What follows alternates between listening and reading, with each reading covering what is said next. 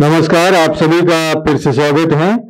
उद्घाटन सत्र के बाद अब वैचारिक चर्चा के सत्र है। उसमें प्रथम सत्र ग प्रधान जी का वैचारिक लेखन विषय पर यह सत्र पहला सत्र आयोजित किया जा रहा है।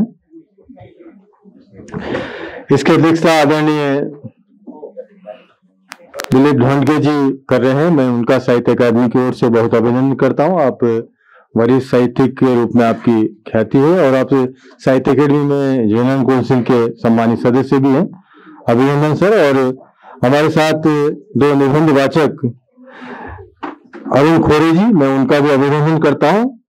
वह गौतम प्रधान जी की लिखित जीवनियों पर अपना वक्तव्य देंगे और राजेंद्र नायकवाड़े जी 7 उत्तराची कहानी का साहित्यिक महत्व विषय पर अपना पत्रवाचन करने वाले हैं।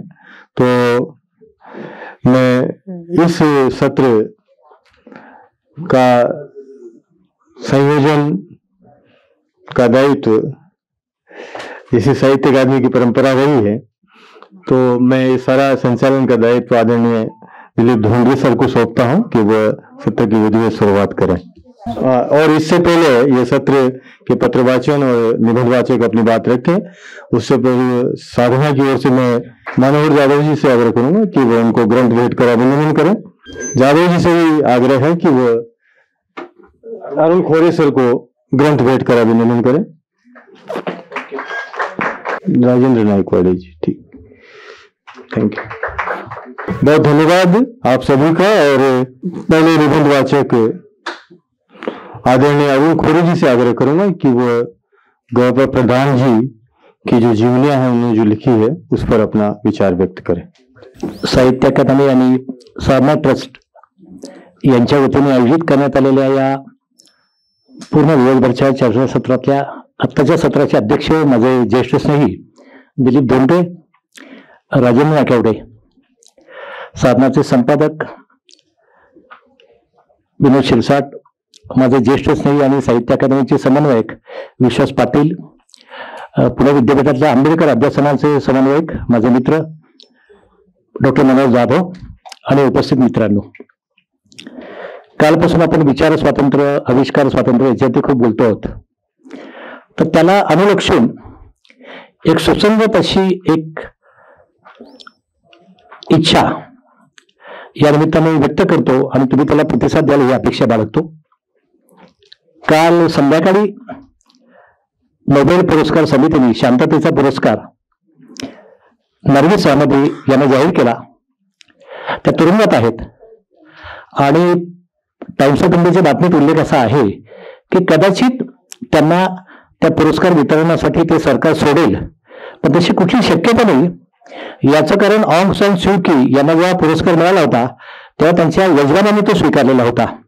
पण आपण या निमित्ताने ज्या विचार स्वातंत्र्याचा, अभिव्यक्ती स्वातंत्र्याचा कालपासून उच्चार करतो आहोत, त्या निमित्ताने आपण नरगिस अहमदी यांचं या निमित्ताने अभिनंदन करूयात असं मला वाटतं. खूप चांगली मांडणी काल दिवसभरामध्ये झाली. मी सगळ्या सेशनला नव्हतो, पण उद्घाटन सत्रामध्ये मी होतो आणि त्याच्यामध्ये अनेक गोष्टी सांगण्यात आल्या, अनेक गोष्टी मांडल्या गेल्या. काही वृत्तपत्रातल्या अनुभवात देखील आपल्याला वार्तांकनामध्ये पाहायला मिळाल्या. मी पुण्यामध्येच पत्रकारिता करत असल्यामुळे प्रधान सरांचा खूप चांगला परिचय राहिला आणि नुसता प्रधान सरांचा परिचय नाही तर सगळ्या समाजवादी परिवाराशी आणि सगळ्या वर्तुळाशी खूप चांगला संपर्क नेहमी येत गेला.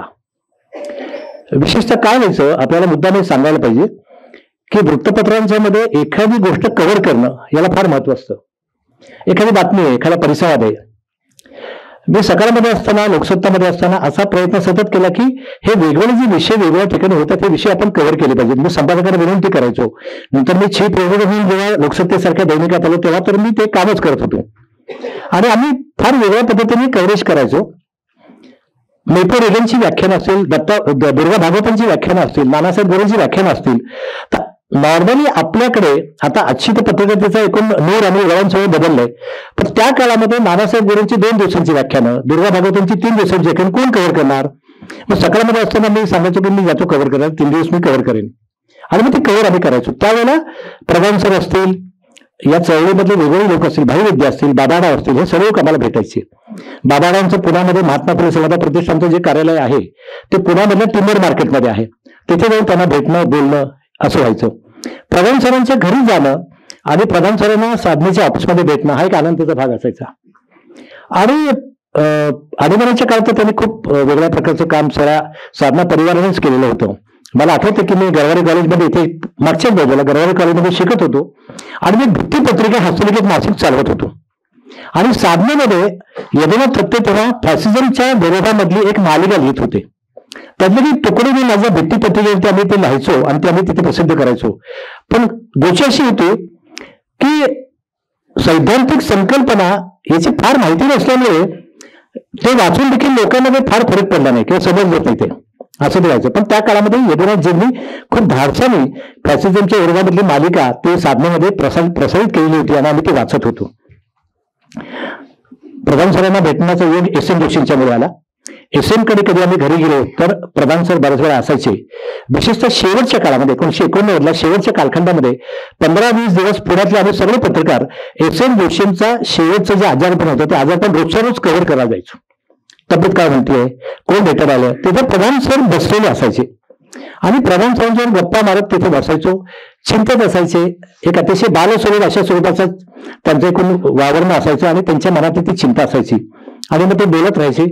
एखाद्या नवीन पुस्तकाबद्दल एस.एमची एखादी आठवण ते सांगायचे आणि मग आम्ही नंतर तिथून निघायचो. तिथे आम्हाला मुख्यतः भाई वैद्य मौन धारिया हे आम्हाला त्या दिवसाचं एकूण सगळं दिवसभराचे जे काही असेल ते सांगायचे. प्रधान सरांच्या संबंधामध्ये आपुलकी आणि एक त्यांची षष्ठदी झाली. त्या षष्ठदीचा कार्यक्रम कव्हर करायला मी गेलो होतो. तेव्हा प्रधान सरांच्या मधलं भूषणभूमी प्राध्यापक हे जे त्यांचा एक पैलू आहे तो पैलू त्यानिमित्ताने आमच्या लक्षात आला. त्यांनी स्वतःच सांगितलं, म्हटलं मी आणि मालविकाने आम्ही चाललो होतो आणि मी आणि मालविकाने चाललेलो असताना मला लक्षात नाही आलं की आम्ही तिला म्हटलं की आपण जाऊ बरोबर, आम्ही निघालो रस्त्याने आणि मला लक्षात आलं पुढे गेल्यानंतर आम्ही मालविकाने मागेच थांबलेले आहेत. आपण त्यांना चला बरोबर असं म्हटलेलं मग ते थांबले आणि मग त्यांनी मालविका बाईने घेऊन ते पुढे निघाले. अशा खूप स्वतःहून ते निरागसपणे अशा अनेक गोष्टी सांगायचे.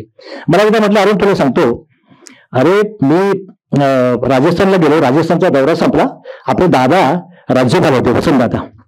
मी दादांना भेटायला गेलो, दादांना नमस्कार केला. दादा म्हटलं, मास्तर तुम्ही कधी आलात? तर म्हटलं आमचा दौरा संपलाय, आमचं संध्याकाळचं फ्लाईट आहे. दादा म्हटलं नाही, जाणे नाही मास्तर, माझ्या घरचा पाहुणचार 1-2 दिवसांचा तुम्ही घ्यायचाच, ते तिकीट सगळं कॅन्सल करतो, तुमची सगळी उत्तम व्यवस्था नंतर जाण्याची करतो, पण माझ्याकडे थांबायचं आज.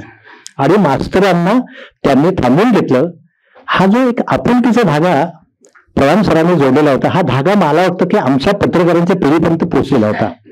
आणि जेव्हा त्यांचं लेखन आपण वाचायचो, त्यांच्या अशा मोठ्या अक्षरामधले लेख मला आजही आठवत आहेत.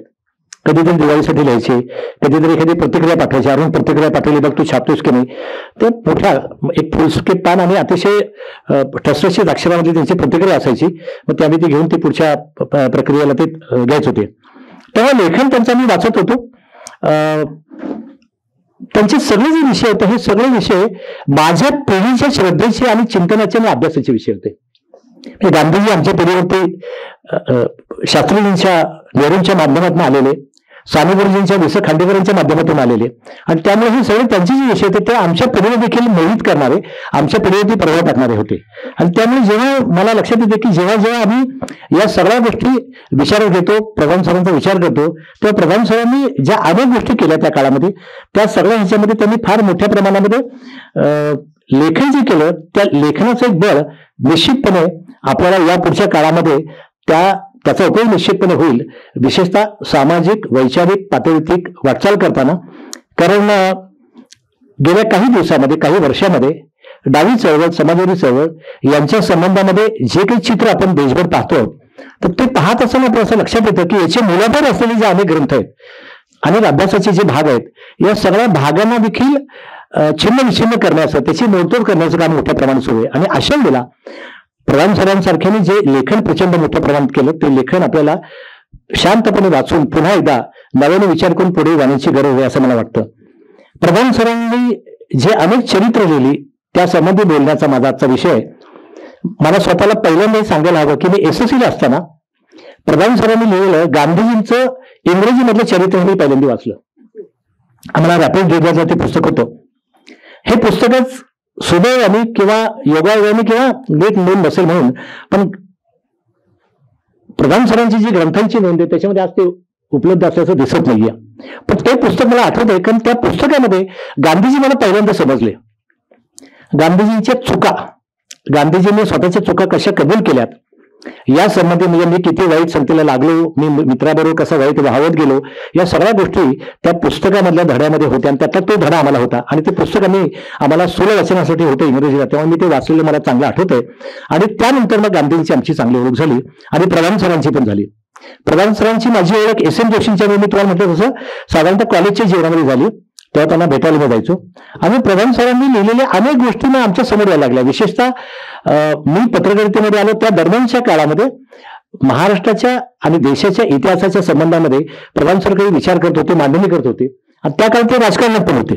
आणि त्या काळामध्ये त्यांनी साता उत्तराची जी कहाणी लिहिली, त्या कहाणीच्या संबंधीची चर्चा मराठी भाषेमध्ये आणि मराठी साहित्यामध्ये मोठ्या प्रमाणात सुरू होती. तर ती एक मला गोष्ट चांगली आठवते. पण मुख्यतः चरित्रांच्या पातळीवरती त्यांनी केलेलं काम जे ते काम फार विलक्षण आणि वेगळं काम आहे.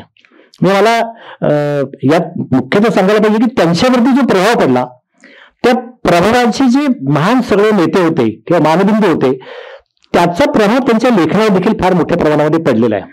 म्हणजे मला इथे सांगायला हरकत नाही आपल्याला की त्यांनी लिहिलेली जे चरित्रांच्या छोटीशी एक नोंद सांगायची म्हटली तर टिळक आणि लोकमान्य टिळकांच्या वरती त्यांनी जे पुस्तक लिहिलं, अके भागवत यांच्याबरोबर. अके भागवत देखील मोठे विद्वान, मोठे लेखक, मोठे अभ्यासक. 1956 साली लोकमान्यांच्या जन्मशताब्दीच्या निमित्ताने काँग्रेस पक्षाने एक कमिटीने एक निबंध स्पर्धा आयोजित केलेली होती.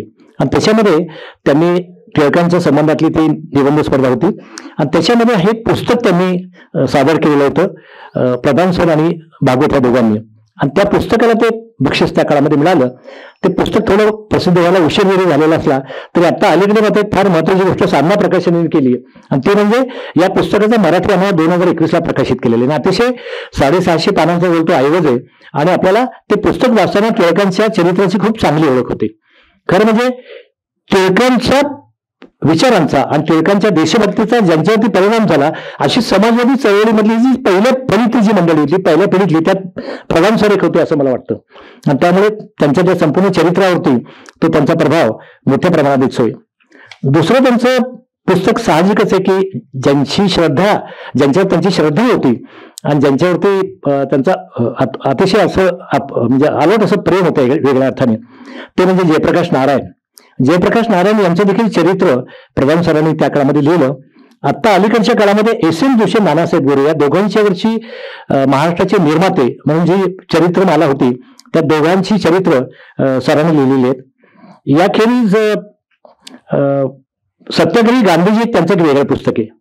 मला असं लक्षात येतं की त्या संपूर्ण स्वातंत्र्योत्तर काळामध्ये, विशेषतः टिळक पर्वानंतरच्या काळामध्ये, गांधीजींचा प्रभाव डाव्या चळवळीमधल्या आणि समाजवादी चळवळीमधल्या अनेक नेत्यांच्यावर होता. आणि डांग्यांचं आपण सगळीकडे पाहू शकतो. त्यामुळे नानासाहेब गोरे असतील, एस एम जोशी असतील, आचार्य जावडेकर असतील, या सर्वांच्या वरचा जो प्रभाव होता गांधीजींचा, तो प्रभाव आपल्याला दिसतो की हा प्रभाव संक्रमित होत मोठ्या प्रमाणामध्ये प्रधान सरांच्या व्यक्तिमत्वामध्ये आणि त्यांच्या लेखनात पण आलेला आहे. तर ते एक वेगळं पुस्तक मला त्यांचं वाटतं चरित्रात्मक, तर ते मुद्दाम बघायला पाहिजे आपल्याला. त्यानंतर मला सरांनी लिहिलेली दोन वेगळी चरित्रपर पुस्तक आहेत. ते एका अर्थाने चरित्रपर आहेत, एका अर्थाने संवादात्मक आहेत. पण ते आहेत ती त्यांना सांगायचं ते चरित्र त्यांचे पहा जरा, हीच त्यांची भूमिका त्यात व्यापक अर्थाने आहे. एक म्हणजे डॉक्टर बाबासाहेब आंबेडकरांसंबंधी त्यांनी एक पुस्तक लिहिलेलं आहे आणि त्याचं नावच आहे डॉक्टर बाबासाहेब आंबेडकर त्यांच्या शब्दात. मला असं वाटतं की या मधल्या सगळ्या काळामध्ये आपण पाहतोय की मोठ्या प्रमाणामध्ये आंबेडकरांसंबंधी एक मांडणी करण्याचा प्रयत्न बाबासाहेबांचं महापरिनिर्वाण झाल्यानंतरच्या काळामध्ये अनेक लेखकांनी केला. ते हयात असताना चांगदेव खैरमोडे यांनी जवळपास 12 खंडांचं लेखन सुरू केलेलं होतं आणि नंतर ते पूर्ण झालं. त्यांच्या पत्नीने नंतर त्याचे उरलेले खंड प्रकाशित केले. पण या सगळ्या काळामध्ये बाबासाहेबांच्या संबंधीचा जो एक मोठाच्या मोठा असा जीवनपट, असा विराट असा पट जो होता त्यांच्या सामाजिक वैचारिक चिंतनाचा, राष्ट्रीय चिंतनाचा, तर तो पट मांडण्याचा प्रयत्न या पुस्तकामध्ये प्रधान सरांनी केलाय. मला प्रधान सरांचं हे पुस्तक वाचताना, कारण त्यांनी त्या पुस्तकाची रचना अशी केलेली आहे की एक युवा पत्रकार आंबेडकरांची मुलाखत घेतोय आणि त्या मुलाखतीतनं प्रश्नांच्या उत्तरातनं आंबेडकर आपली जीवन कथा सांगतायत, असा तो त्याचा फोकस आहे. आणि याला आधार प्रधान सरांनी खैरवड्यांचे सगळे खंड घेतलेले आहेत, असं त्यांनी स्वतःच मांडलेले आहे. त्याच्यामध्ये या पुस्तकामध्ये मला थोडी आठवण अशी झाली की वि. स. खांडेकर यांचा देखील फार मोठा प्रभाव प्रधान सरांच्यावरती होता. आणि प्रधान सरांनी आपल्या आठवणी ज्या लिहिलेल्या आहेत वाटचालमध्ये, त्याच्यामध्ये खांडेकरांच्याकडे आपण जायचो. खांडेकरांच्याकडे गेल्यानंतर खांडेकर जागतिक साहित्यामधल्या अनेक गोष्टी आपल्याला सांगायचे आणि आपल्याला आग्रह करायचे की तू वाचले पाहिजेस. मग रशियन लेखक असतील, अमेरिकन लेखक असतील, ब्रिटिश लेखक असतील, या सगळ्यांसंबंधी खांडेकर आपल्याला सांगायचे आणि आपण ते वाचन त्यातनं समृद्ध होत जायचं. असा एक अनुभव प्रधान सरांनी आपल्या त्या वाटचालमध्ये मुद्दाम मांडलेला आहे. मला असं लक्षात येते की खांडेकरांनी फकीराला जी प्रस्तावना लिहिली ती तुमच्यापैकी अनेकांना आठवत असेल, तर फकीराची प्रस्तावना देखील अशी प्रश्नोत्तर स्वरूपात आहे बघा. त्याच्यामध्ये खांडेकर प्रश्न विचारतायत आणि नंतर त्या लेखकाला ते लेखक म्हणजे अण्णाभाऊंना ते उत्तर मागतायत आणि मग ती चर्चा करत करत सगळ्यात शेवटी त्यांनी अण्णाभाऊंना एक विश्वास देऊन त्यांच्याबद्दलच्या अपेक्षा आणि आशा व्यक्त करून ती प्रस्तावना संपवलेली आहे. मला असं वाटतं की ही प्रस्तावना वाचताना मला खांडेकरांची, मला प्रधान सरांना लक्षात असेल की प्रधान सरांची जी शैली आहे किंवा प्रधान सरांनी हा जो रूपबंध उचलला आहे तो कदाचित तिथून उचलला की काय. दुसरा एक भाग असा आहे की गांधीजींचा हिंद स्वराज्य जे आहे तर हिंद स्वराज्य देखील प्रश्नोत्तरांच्या स्वरूपात आहे. म्हणजे वाचक आणि संपादक, वाचक प्रश्न विचारतोय आणि संपादक त्याला उत्तर देत आहेत, अशा पद्धतीने हिंद स्वराज्याची मांडणी गांधीजींनी केलेली आहे. त्यामुळे हे एक मला प्रश्नोत्तरांच्या याच्यामध्ये तो एक मुद्दा मला जरा एक महत्वाचा वाटला, त्यामुळे तो मुद्दा मी आपल्यासमोर सांगायचा हा प्रयत्न केला. या सगळ्या ह्याच्यामध्ये आंबेडकरांच्या चळवळी संबंधामध्ये, आंबेडकरांच्या जीवन कथे संबंधामध्ये आपल्याला ज्या अनेक गोष्टी समजल्या त्या शंकरराव खरात यांच्याकडनं समजल्या, हे देखील त्यांनी त्यांच्या वाटचालमध्ये त्यांनी मुद्दाम नमूद केलेले की शंकरराव खरात यांनी मला अनेक गोष्टी सांगितल्या आणि मला झोपडपट्टीमधलं जीवन माहिती नव्हतं, पण ते मला त्यांच्यामुळे समजलं आणि मला धक्का बसला, माझ्या मध्यमवर्गीय सुरक्षित जगाला हादरे बसले, असं प्रधान सरांनी म्हटले. या बाबासाहेबांच्या पुस्तकामध्ये ही सगळी चर्चा करत असताना आंबेडकरांच्या नंतर त्यांची जी चळवळ, त्या चळवळीची जी वाताहत झाली आणि आज आपण पाहतो त्याचं काय चित्र आहे, त्याच्या संबंधी सगळ्यात शेवटच्या भागामध्ये बाबासाहेबांनी एक उत्तर दिलं त्या युवा पत्रकाराला, ते प्रधान सरांनी त्यांच्या पद्धतीने मांडलेले आहे. त्यात असं म्हटलं त्यांनी, संघर्ष करीत असताना एक गोष्ट करण्यात मात्र मी अपुरा पडलो. बाबासाहेब सांगतात त्या पत्रकाराला, माझ्या भोवती असलेले लोक माझे अनुयायी होते, माझ्या बरोबरीने ध्येयासाठी संघर्ष करणाऱ्या सहकाऱ्यांचा संघ टीम मी निर्माण करू शकलो नाही. त्यासाठी लागणारी प्रोत्साहन मला मिळाली नाही. कार्यकर्त्यांचे राजकीय शिक्षण करण्याची अत्यंत आवश्यकता असते. माझ्या समवेत अनेक हुशार तरुण होते, परंतु त्यांची संघटना बांधण्याचे काम करण्यासाठी मी माझ्या जवळच्या शक्तींचा वापर करू शकलो नाही. ध्येयपूर्तीसाठी माझे नेतृत्व स्वीकारलेल्या तरुणांच्या मधनं दुसरी फळी तयार करणं आवश्यक होतं. हे संघटना कौशल्य माझ्या सहकाऱ्यांपैकी भाऊराव गायकवाड यांच्यामध्ये होतं. चळवळींसाठी कर्तबगार बुद्धिमान कार्यकर्त्यांची संघटना असणं आवश्यक असतं, असं एक उत्तर बाबासाहेबांनी याच्यामध्ये दिलेलं आहे. मला असं वाटतं की फार मार्मिक आणि तितकंच ते विचारप्रवण अशा स्वरूपाचं हे उत्तर जे आहे, आज आपल्याला आपल्या सगळ्या भारतातल्या महाराष्ट्रातल्या सामाजिक चळवळींचं चित्र समोर ठेवताना हे बाबासाहेबांच्या रूपाने प्रधान सरांनी जे उत्तर शोधलेलं आहे, हे उत्तर किती महत्वाचं आहे हे आपण आपल्या मनाशी पडताळून बघू शकता. शेवटी बाबासाहेबांच्या संबंधात त्यांनी शेवटी असं म्हटलंय, मी ज्यावेळी बौद्ध धर्म स्वीकारला त्यावेळी दीक्षा समारंभाच्या नंतर पत्रकारांनी मला प्रश्न विचारला, धर्मांतरित बौद्धांची वेगळी ओळख कशी दाखवणार. हा मुद्दा फक्त बौद्ध धर्माच्या संबंधात नाही, हा मुद्दा प्रत्येक धर्मीय नागरिकाला भारतातल्या लागू आहे, आपण त्याचा विचार केला पाहिजे. त्यावेळी मी पत्रकारांना उत्तर दिलं, बाह्य रूपात बौद्ध धर्मीयांची वेगळी ओळख दिसू शकणार नाही, ते दृश्यमान होणार नाही. मात्र जी व्यक्ती, जो समाज अधिक नीतिमान असेल तो बौद्ध धर्म समजावा. मला असं वाटतं की फार महत्वाचं विधान बाबासाहेबांच्या तोंडून प्रधान सरांनी या निमित्ताने या चरित्रामध्ये याच्यामध्ये केलेलं आहे, हे आपण मुद्दाम लक्षात घेतलं पाहिजे. कौशलचा पत्रसंवाद हा एक विलक्षण असा वेगळा अनुभव आहे. मी ती लेखमाला वाचत होतो साप्ताहिक सकाळमध्ये आणि मला आठवते की त्यावेळेला प्रधान सरांच्या संबंधामध्ये मी त्यांच्याशी आधीमध्ये फोनवरही बोलायचो की सर तुम्ही खूप छान मांडले, खूप चांगलं वाटते मला वाचायला आहे आणि खूप गोष्टी तुम्ही त्याच्यामध्ये सांगितलेल्या आहेत. 1, 2, 3, 4 असं त्यांनी ते अनेक पत्र त्यानिमित्ताने पत्रसंवाद केलेला आहे. आपल्याला माहितीये गांधीजींचा आणि कौशल्याचा पत्रव्यवहार होता आणि ज्याचा उल्लेख प्रधान सरांनी पण केलेला आहे. सुमती देवस्थानांच्या विस्तृत चरित्रामध्ये तो भाग तपशीलवार आलेला आहे. तो मुद्दा आपल्याला पाहायला पाहिजे. पण टॉल्स्टॉय आणि गांधीजींचं नातं हे फार वेगळं होतं. आणि किती वेगळं नातं होतं तर टॉल्स्टॉयने जे पुस्तक एक लिहिलेलं आहे, मुख्यतः त्यांच्या शांती कॉन्फरन्स मधल्या भाषणांचे जे संकलन असलेले जे पुस्तक आहे, the kingdom of God is within you, म्हणजे पांडुरंग तुमच्या अंतरात, असं जे पुस्तक आहे. अतिशय सुंदर पुस्तक आहे. छोटेखानी पद्धतीची कॉपी आहे, अशी 500 पानांची कॉपी आहे. पण ते वाचताना लक्षात येतं की गांधीजींनी सांगितलं की माझ्या मनावरती त्या पुस्तकाचा एक परिणाम झाला. म्हणजे जॉन रस्किन, थोरो आणि टॉल्स्टॉय या 3 महापुरुषांचा परिणाम गांधींच्यावरती झालेला होता. आणि टॉल्स्टॉयच्या ह्या पत्रसंवादामध्ये हे काही रेफरन्स आपल्याला डोकावताना दिसतात. पण टॉल्स्टॉय आणि गांधीजी हे नातं आणखी वेगळं कसं होतं तर मी तुम्हाला हा संदर्भ तुम्हाला जोडून सांगतोय. गांधीजी जेव्हा गोलमेज परिषदेसाठी लंडनला गेले, लंडन नंतर त्यांचा दौरा ठरलेला होता आणि रोमा रॉयलाने त्यांनी सांगितलेलं होतं की तुम्ही गोलमेज परिषद संपल्यानंतर 4 दिवस माझ्याकडे मुक्कामाला यायचे स्वित्झर्लंडमध्ये. आणि गांधीजी स्वित्झर्लंडमध्ये मुक्कामाला गेले. तिथून गांधीजींचा दौरा परत सुरू झाला. पुन्हा पूर्व युरोपातल्या अनेक देशांच्या मध्ये लोक त्यांना भेटत होते, बोलत होते. टॉल्स्टॉयच्या कन्याने त्यांना कळलेलं होतं की मला तुम्हाला भेटायचंय, आपली भेट कुठे होऊ शकेल. तर गांधीजी म्हटले की मी परत जाताना रोमला थांबेल थोडा वेळ, तिथे आपली भेट होईल. आणि मग रोमच्या स्टेशनवरती टॉल्स्टॉयच्या कन्या त्यांना भेटायला आलेल्या होत्या आणि त्या सांगत होत्या की माझी बाबा तुमच्यासमोर किती आदराने आणि प्रेमाने बोलायचे आणि तुमचा पत्रव्यवहार पण मला माहिती आहे. मला असं वाटतं की एक अतिशय रोमांचकारी अशी घडणारी घटना भारताच्या राजकारणाच्या या वर्दळीमध्ये आपण पाहत होतो स्वातंत्र्य चळवळीमध्ये. आणि त्यावेळेला गांधीजींच्या सारखा माणूस एक जागतिक पातळीवर पोहोचत होता. आणि ते जागतिक पातळीवरचं स्पंदन इथं असलेल्या प्रधान सरांसारख्या असतील, S.N. जोशींसारख्या असतील, नानासाहेबांसारख्या असतील, अशा चालू लोकांच्या पर्यंत ते पोहोचत होतं स्पंदन. त्यामुळे मी हा मुद्दाम संदर्भ आपल्याला सांगण्याचा प्रयत्न केला. टॉल्स्टॉयच्या या पुस्तकामध्ये खूप इंटरेस्टिंग गोष्टी आहेत आणि जागोजागी आपल्याला इथे गांधीजी दिसतात. त्यांनी एक गांधीजी आणि टॉल्स्टॉय यांचा परलोकात मधला संवाद देखील यात सरांनी लिहिलेला आहे. तर त्यातला एक संदर्भ मुद्दा मी सांगू शकतो की गांधीजी आल्यानंतर गांधींचं स्वागत टॉल्स्टॉयने केलेलं आहे वरच्या लोकांमध्ये. आणि ते आल्यानंतर मग त्यांची चर्चा काय होते त्यातला एक संवाद, त्यातला एक भाग मुद्दा आपल्याला सांगू इच्छितो. टॉल्स्टॉय पुढे म्हणाले, तुझा मृत्यू इतका उदात्त पण तुझ्या शवाची मात्र भेंडवली झाली. लष्करी गाडीवरून नेण्यात आलं आणि त्याला तोफांची सलामी दिली गेली.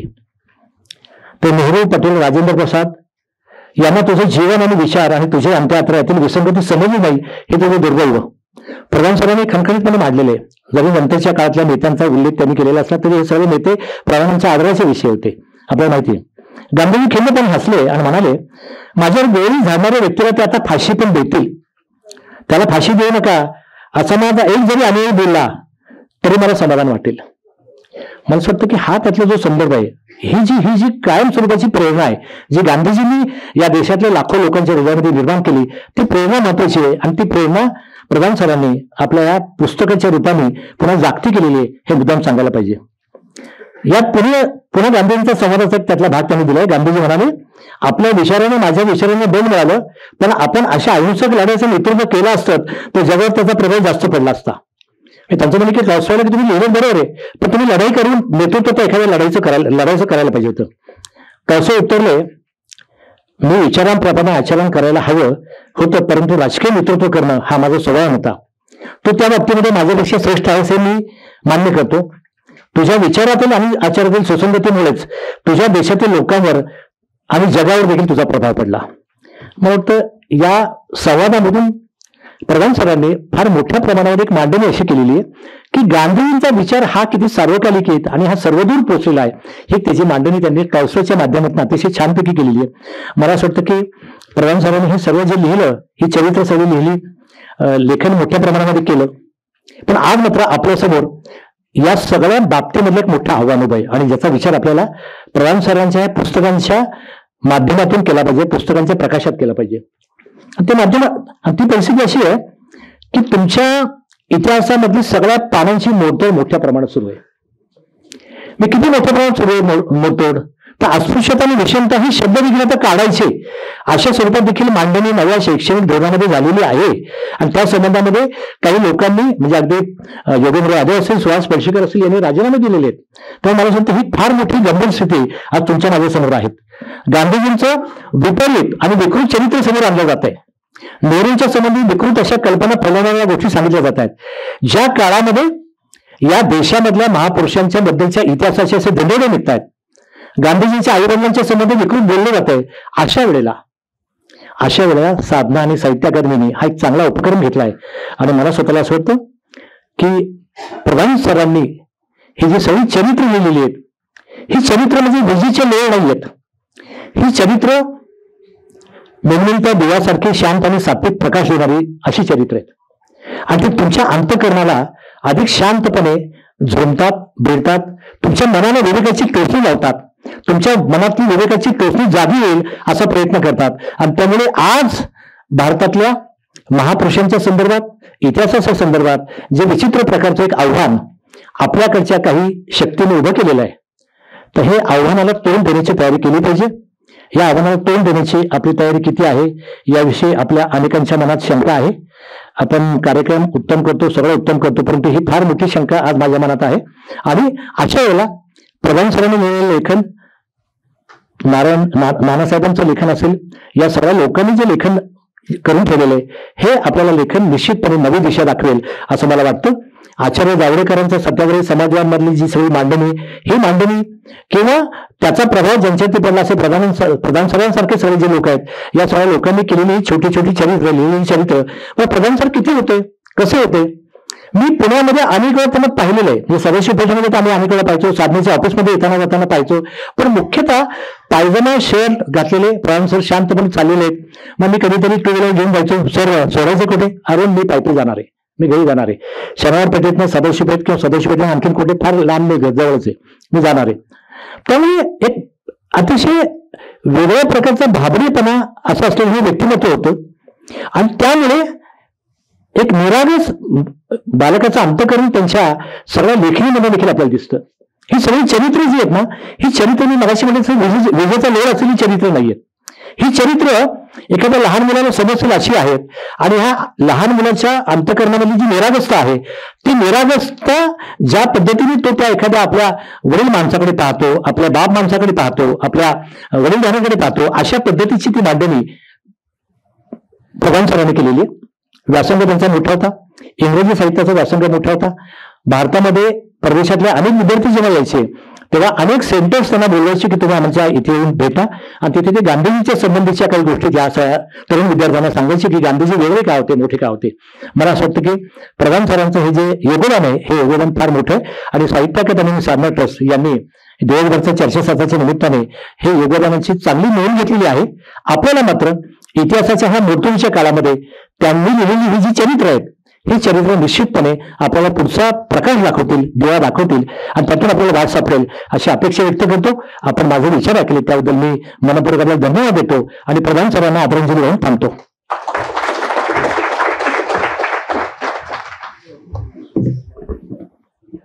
बहुत धन्यवाद सर. और अब मैं आमंत्रित कर रहा हूँ साता उत्तराची कहानी का साहित्यिक महत्व विषय पर अपना वक्तव्य देने के लिए राजेंद्र नाईकवाडे जी.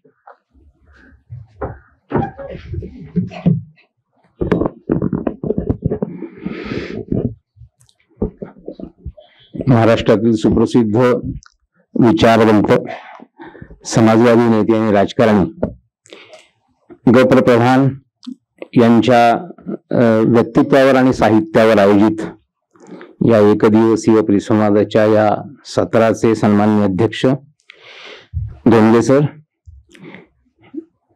यामध्ये माझ्यापूर्वी आपले विचार मांडणारे अरुण खोरे सर, या सभागृहामध्ये उपस्थित सर्व मान्यवर मंडळी आणि बंधू आणि भगिनींनो,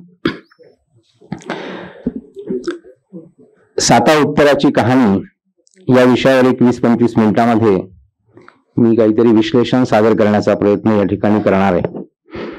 मित्रांनो, असं कमी वेळामध्ये खरं तर साता उत्तराची कहाणीला इतके पैलू आहेत वेगवेगळ्या प्रकारचे की एक गागर में सागर अशा पद्धतीने मांडण्याचा प्रयत्न इथे करावा लागणार आहे.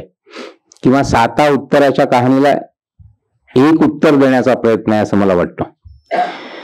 7 उत्तराची कहाणीचं प्रकाशन 1981 मध्ये त्याची पहिली आवृत्ती निघाली. म्हणजे प्रधान मास्तरांनी अगदी वयाच्या त्यांच्या उत्तरार्धामध्ये, म्हणजे उत्तरायण याही अर्थाने आपण म्हणू शकतो की ती उत्तरातली कहाणी आहे, उत्तरायणाची कहाणी आहे. म्हणजे लेखकाच्या मनामध्ये उत्तरायणाच्या काळामध्ये जे वैचारिक द्वंद्व आहे त्या द्वंद्वाचा शोध घेण्याचा प्रयत्न याच्यातून त्यांनी केलेला आपल्याला दिसतो. या कादंबरीचा जो आकृतिबंध आहे त्या आकृतिबंधाची वैशिष्ट्य आहे की ती कादंबरी पत्ररूप आहे, ती चर्चा प्रधान आहे आणि त्याच्यामध्ये निवेदन, घटनाप्रसंग, वर्णन याने ती कादंबरी 36 प्रकरणांमध्ये आणि 495 पृष्ठांमध्ये आणि ही कादंबरी संपूर्णपणे व्यक्त होताना आपल्याला दिसते. या कादंबरीमध्ये ही पत्ररूप चर्चा प्रधान कादंबरी आहे आणि हे या कादंबरीचं वैशिष्ट्य आहे. मराठीतल्या चर्चा प्रधान कादंबरीची जी परंपरा आहे, मराठीतल्या राजकीय कादंबरीची जी परंपरा आहे, त्या दोन्ही प्रकारच्या परंपरेमध्ये किंवा मराठीतल्या विचार प्रधान कादंबरीची परंपरा आहे त्याच्यामध्ये वैशिष्ट्यपूर्ण ठरणारी ही अशी एक साहित्य कृती आहे, कलाकृती आहे, हे आपण लक्षात घेतलं पाहिजे. म्हणजे याच्यामध्ये जी वेगवेगळी पत्र आहेत त्या पत्रांचा नुसता आपण आकृतिबंध जरी लक्षात घेतला, म्हणजे खानोलकरनी गोखल्या लिहिलेली पत्र, गोखलेनी खानोलकरला लिहिलेली पत्र, रणदिवे गोखले, सामंत खानोलकर, असा जर संख्यात्मक निष्कर्ष जरी आपण काढला तर याच्यामध्ये आपल्याला दिसतं की त्या संख्यात्मक निष्कर्षावरनं गुणात्मक निष्कर्ष सुद्धा आपण काढू शकतो. या कादंबरीमध्ये एकूण 47 पत्र आहेत आणि त्या पत्रांमध्ये खानोलकरनी लिहिलेली 16 पत्र आहेत आणि खानोलकरला आलेली 17 पत्र आहेत. म्हणजे एकूण 33 पत्र जी आहेत ती मधु खानोलकर नावाची ही मध्यवर्ती व्यक्तिरेखा आहे या कादंबरीची, त्या मध्यवर्ती व्यक्तिरेखेशी संबंधित पत्र आहेत. मधु खानोलकरचे विचार म्हणजे एक प्रकारे लेखकाची विचारधारा आहे हे आपल्याला त्याच्यातून दिसतं. या कादंबरीमध्ये एकूण 29 घटना प्रसंगांचं वर्णन आहे आणि अशा पद्धतीने पत्र आणि निवेदन, घटना प्रसंगांचं वर्णन याने ही कादंबरी आपल्याला साकार झालेली दिसते. या कादंबरीच्या संदर्भात अनेक प्रश्न उपस्थित केले जातात, पण मला असं वाटतं की या कादंबरीची सामर्थ्य काय आहे, त्या कादंबरीच्या मर्यादा काय आहेत. तर आपण जर लेखकाची जीवनदृष्टी जी आहे, जी भूमिका आहे या कादंबरीच्या लेखनामागची, ती जर आपण लक्षात घेतली तर त्यांचा जो कल आहे, म्हणजे कुसुमाग्रज यांनी जसं एका कवितेमध्ये म्हटलंय की समिधाच सख्या या त्यात कसा ओलावा, कोठून फुलापरी बा मकरंद मिळावा, जात्याच वृक्ष त्या एकच त्या आकांक्षा तव आंतर अग्नी क्षणभर तरी फुलवावा. अशा प्रकारचा पिंड असलेला हा लेखक असल्यामुळे आणि स्वतः लेखकांनी प्रस्तावनेमध्ये या कादंबरीच्या संदर्भात जे अनेक समीक्षकांनी जे वेगवेगळे लेख लिहिले त्याच्यामध्ये त्याच्या मर्यादा सांगितल्या आहेत. खरं तर त्या कादंबरीच्या मर्यादा नाही आहेत, ती भूमिका आहे लेखकाची, हे आपण लक्षात घेतलं पाहिजे. त्या भूमिकेमध्ये त्यांनी त्या मर्यादा आखून घेतल्या आहेत. जसं त्यांनी लिहिलं आहे की राजकीय कार्यकर्त्याच्या भावजीवनाच्या एकाच पैलूचे दर्शन घडवण्याचा प्रयत्न मी या कादंबरीमध्ये करणार आहे, किंवा ध्येयबिंद जीवनाचं डागाळलेलं रूप आहे, ध्येयवेळ्या व्यक्तीच्या भावना आहे, तरेवाईकपणा आहे, या गोष्टींना मी रंगवणार नाहीये आणि एकच गोष्ट मला ठसठसीतपणाने दाखवायची आहे आणि त्याच्यामुळे मी या बाकीच्या गोष्टींकडे फिरकलेलं नाहीये. आणि ही ती त्यांची भूमिका आहे आणि त्याच्यामुळे सत्ता संघर्षातल्या नाट्यापेक्षा विचार संघर्षातलं नाट्य आणि मला अधिक विलोभनीय वाटतं आणि त्याचं चित्रण मी करणार आहे. आणि त्यांनी म्हटलंच आहे, स्वतःच म्हटलंय की हे चित्रण बऱ्याच बाबतीत अपूर्ण आहे. आणि कारण की कोणत्याही एखाद्या लेखकाची किंवा कलावंताचं एक जे भावविश्व असतं, त्याचं एक मर्यादा असते त्याच्या विचार विश्वाची, ती मर्यादा त्या कादंबरीला असतेच असते. आणि पण त्या मर्यादेमुळे ती कादंबरी चांगली किंवा वाईट ठरत नाही हे लक्षात घ्या. परंतु 1940 ते 80 या कालखंडातला जो एक गुंतागुंतीची संपूर्ण राजकीय आणि वैचारिक पार्श्वभूमी आहे आणि त्या वेगवेगळ्या पिढीतल्या राजकीय कार्यकर्त्यांचा आणि राजकारणाचा जो काही वेध आहे तो संपूर्ण वेध एका कलाकृतीमध्ये घेणं हे जे शिवधनुष्य आहे ते मला असं वाटतं की त्या कादंबरीमध्ये पेरलेलं असं आपल्याला दिसतं. या चर्चात्मक कादंबरीसाठी त्यांनी वेगवेगळ्या मराठीतल्या ज्या कादंबऱ्या निर्माण झाल्या वाम जोशांच्या, केतकरांच्या, आणि त्या कादंबरीची त्यांना प्रेरणा आहे, त्यांनी लिहिलेलं आहे त्यांच्या प्रस्तावनेमध्ये आणि त्यांनी सांगितलेलं आहे. आणि त्यांनी स्वतः असं म्हटलं आहे खरं म्हणजे की त्याला ते प्रस्तावनेमध्ये पुस्तक असा शब्द वापरतात, ते कादंबरी असा शब्द वापरलेला नाहीये प्रस्तावनेमध्ये आणि कुठेही आपल्याला असं दिसतं. आणि ते स्वतः असं म्हटलं की ही रूढ अर्थाने कादंबरी नाही, पण तरी सुद्धा या कादंबरीचा जो म्हणजे या पुस्तकाचा जो आकृतीबंध आहे तो आकृतीबंध आपल्याला कादंबरीचा आहे असं लक्षात येतं. आणि त्याच्यामुळे या कादंबरीची निवेदन शैली आहे, पत्ररूप निवेदन शैली आहे, तृतीय पुरुष अशा प्रकारची निवेदन शैली. आणि त्याचा प्रारंभ जो होतो तो श्रीनिवास गोखले हा जो मित्र आहे मधु खानोलकरचा, त्याच्या पत्रापासून 1943 मधलं ते पत्र आहे. म्हणजे त्याच्यातून आपल्याला त्या कालखंडाचा, त्या कादंबरीचा कालावकाश आहे तो पण कळतो, तो उलगडत जातो. त्याच्या मागे ज्या वेगवेगळ्या घटना आहेत, राजकीय घटना, चळवळी, आंदोलन यांच्या घटना, त्या पार्श्वभूमीवर हा सगळा विचार संघर्ष लेखकाने मांडण्याचा प्रयत्न केलाय. या कादंबरीतली जी 7 पात्र आहेत ती म्हणजे एक आहे गजानन जोशी जो हिंदुत्ववादी आहे, मधु खानोलकर हे एक समाजवादी आहे, वसंत वैद्य जे मार्क्सवादी आहेत, मदन रणदिवे हे रॉयवादी आहेत, खैरमोडे आंबेडकरवादी आहे, नारायण सामंत गांधीवादी, अहिंसक आणि विधायक कार्य करण्यावर भर देणार आहे, आणि श्रीपदराव देशमुख जे आहे पात्र आणि हे सैनिकी आणि याचा हे करणारे आहेत. अशा प्रकारचं हे सगळी पात्र एकेका क्रमाने या कादंबरीमध्ये येतात. म्हणजे त्यांची भूमिका समजून घ्यायला व्यक्तिमत्वानुसार आपल्याला असं दिसतं. या कादंबरीमध्ये एक जे पात्र आहे गोखले नावाचं पात्र, ते मात्र एक ज्याला साक्षीत्व भाव असा असलेला पात्र आहे, त्रयस्थ अशा प्रकारचं पात्र आहे आणि दूरस्थ पात्र आहे. मला असं वाटतं की एक प्रकारे लेखकाचं एक दुसरं मन जे आहे ते गोखले या पात्राच्या रूपाने त्या कादंबरीमध्ये व्यक्त होतं.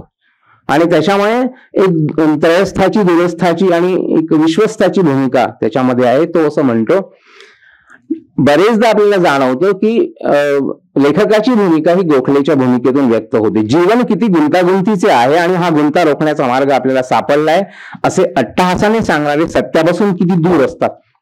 आपण अनेकदा अवतीभोवती पाहतो की एखाद्या गोष्टीचा एक विशिष्ट चौकटीत निष्कर्ष काढून लोक मोकळे होतात. मला असं वाटतं की ही गुणवत्ता नाहीये, तर हा एक दोष आहे असं लक्षात येतं आपल्याला. आणि त्या अंगाने जर आपण या कादंबरीकडे पाहिलं, त्या कादंबरीमध्ये एक संवाद आहे. ज्या गोष्टी शहरी मध्यमवर्गीय जीवनात सहज येतात त्या वस्तू इथे अपूर्वाईच्या मानल्या जातात. आपल्या समाजातला हा स्तर आपल्यापेक्षा किती भिन्न आहे, हे 2 स्थळी एक होतील का, ह्या अशा विचारांनी गोखलेच्या मनात गर्दी केली होती. म्हणजे या विचारसरणीमध्ये वेगवेगळ्या विचारसरणीमधले जे विचार मांडत जातात त्यांना तपासणारं पात्र म्हणून गोखलेचं जे पात्र इथे आलेलं आहे तो एक प्रकारे लेखकच आहे. लेखकाचं दुसरं मन जे आहे त्या प्रत्येक विचारधारेची जी मांडणी आहे ती तपासणारा म्हणून त्या ठिकाणी गोखले जो आलाय तो मला असं वाटतं ही लेखकाचीच एक जीवनदृष्टी आहे आणि ती आपल्याला त्याच्यातून दिसते. शेवटचं जे समारोपाचं पत्र आहे जे गोखले खानोलकरला लिहितो, त्या पत्रामध्ये त्यांनी एक प्रकारे सगळ्या ज्या विचारधारा आहेत त्यांचा एक सारांश काढताना असं म्हटलंय की मधु खानोलकर कोण आहे, तर जयप्रकाशांच्या आंदोलनामुळे त्याच्या ध्येय जीवनाला आकार प्राप्त झालाय.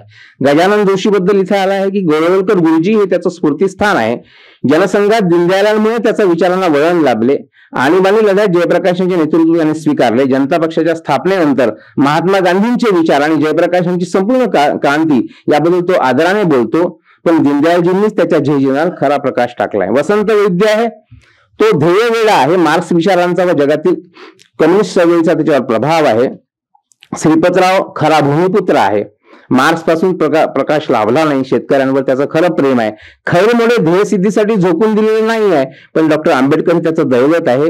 नेमस्त वृत्तीचा सामाजिक समतावादी तो आहे. रणदिवे जे आहे रॉयच्या मानवतावादी विचारांनी भारलेला आहे. स्वतंत्रपणे विचार करणार आहे. बघा, प्रत्येकाचं स्फूर्तीस्थान भिन्न असूनही 7 जण जयप्रकाशांच्या आंदोलनाकडे आकृष्ट झाले आहेत. जयप्रकाशजी सर्व भारतीयांना जोडणारा दुवा आहे. ही जी जीवनदृष्टी आहे प्रधानांची किंवा हे लेखकाची जीवनदृष्टी, मला असं वाटतं हे या कादंबरीचं सगळ्यात जे मौलिक अशा प्रकारचं या कादंबरीचं मोठेपण या कादंबरीचं ते त्या अशा प्रकारच्या समन्वयशील अशा विचारसूत्रांमध्ये आहे असं मला वाटतं. खानोलकर, वैद्य, सामंत आणि जोशी ते असं म्हणतात, म्हणजे त्या पत्रातलं वाक्यच आहे की कधी न थांबलो विश्रांतीस्तव, पाहिले न मागे, बांधू न शकले प्रीतीची वा कीर्तीचे धागे. कुसुमाग्रजांच्या कवितांच्या ओळीचा प्रभाव आहे. कुसुमाग्रजांच्या ऐकून हा जो एक प्रकारचा ध्येयवाद आहे, हा जो ध्येयवाद आहे ज्याला कोणी भाबडा ध्येयवादही म्हटलं जातं, भाबडा राष्ट्रवादही म्हटलं जातं. तर तो जो ध्येयवाद आहे, तो ध्येयवाद सर्वत्र आपल्याला दिसतो. या वृत्तीने जगलेले हे लोक आहेत. त्याच्यामध्ये खानोलकर, वैद्य, सामंत आणि जोशी या चौघांची नावं घेतलेली आहे. आणि म्हणून असं दिसतं की विरोध आणि समन्वय यांचा एक लंबक कादंबरीमध्ये सतत झुलत राहतो. आणि ही जी समावेशकता आहे कादंबरीची, हा या कादंबरीचा एक विलोभनीय पैलू आहे असं मला वाटतं. या विचारांच्या सोबतच दुसरेही अनेक विचार या कादंबरीमध्ये, अनेक पात्रांच्या, बघा या कादंबरीची जी व्यामिश्रता आहे, या कादंबरीची जडणघडण आहे, ती अशी सगळ्या गोष्टींना कवेत घेणारी आहे. आणि हे कादंबरीचं मोठेपण आहे.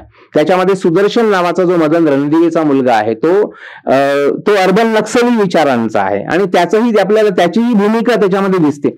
मग त्या भूमिकेमध्ये त्याच्याविषयी तो म्हणतो की गांधी विनोबांना बुवाबाजी म्हणतो तो, त्याला या माणसाचा भयंकर संताप येतो. म्हणजे सुदर्शनला गांधी विनोबांचा भयंकर संताप येतो. पंडित नेहरू अनेकांचे हिरो होते, मला मात्र ते खलनायक वाटतात, ते फॅसिस्ट होते आणि ते समाजवादाचा वगैरे वगैरे, असं त्याचं बघा. म्हणजे किती लेखकाची जी भूमिका आहे ती किती व्यापक आहे आणि सगळ्यांना समजून घेणारी आहे. काही ठिकाणी आपल्याला जाणवतं की एक जो कादंबरीकार आहे, निर्माण करणारा निर्माता आहे, त्याच्या एका दृष्टिकोनाची छाया पडते कादंबरीवर. पण तरी सुद्धा अनेक ठिकाणी त्याच्यातलं जे कलात्मक तटस्थता आहे, त्याचाही निकष जर आपण विचारात घेतला तर ही कादंबरी आपल्याला मोठी कादंबरी वाटते असं आपल्याला लक्षात येतं. याच्यामध्ये इतरही काही व्यक्तिरेखा आल्या ज्याच्यामध्ये वास्तव व्यक्तिरेखा पण काही, लक्ष्मीशास्त्री जोशी, साने गुरुजी, आचार्य जावडेकर, S.N. जोशी, नागो गोरे, जयप्रकाश नारायण, मानवेंद्रनाथ राय, नानासाहेब गोरे, म्हणजे ह्या व्यक्तिरेखा त्यांनी त्या कादंबरीमध्ये गुंफलेल्या आहेत विशिष्ट पद्धतीने.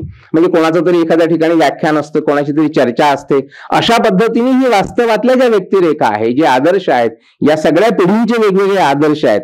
म्हणजे त्याच्यामध्ये दीनदयाळजी आहेत, गुरुजी आहेत, असं पण सगळं त्याच्यामध्ये आपल्याला घेतलेलं जे दिसतं ते अतिशय महत्वाचं अशा प्रकारचं आहे. आणि त्याच्यामुळे ही जी कादंबरी आहे ही राजकीय विचारधारा प्रधान अशी कादंबरी आहे. राजकारण प्रधान कादंबरी न होता राजकीय विचारधारा प्रधान अशी कादंबरी आहे. चर्चा प्रधान कादंबरी आहे.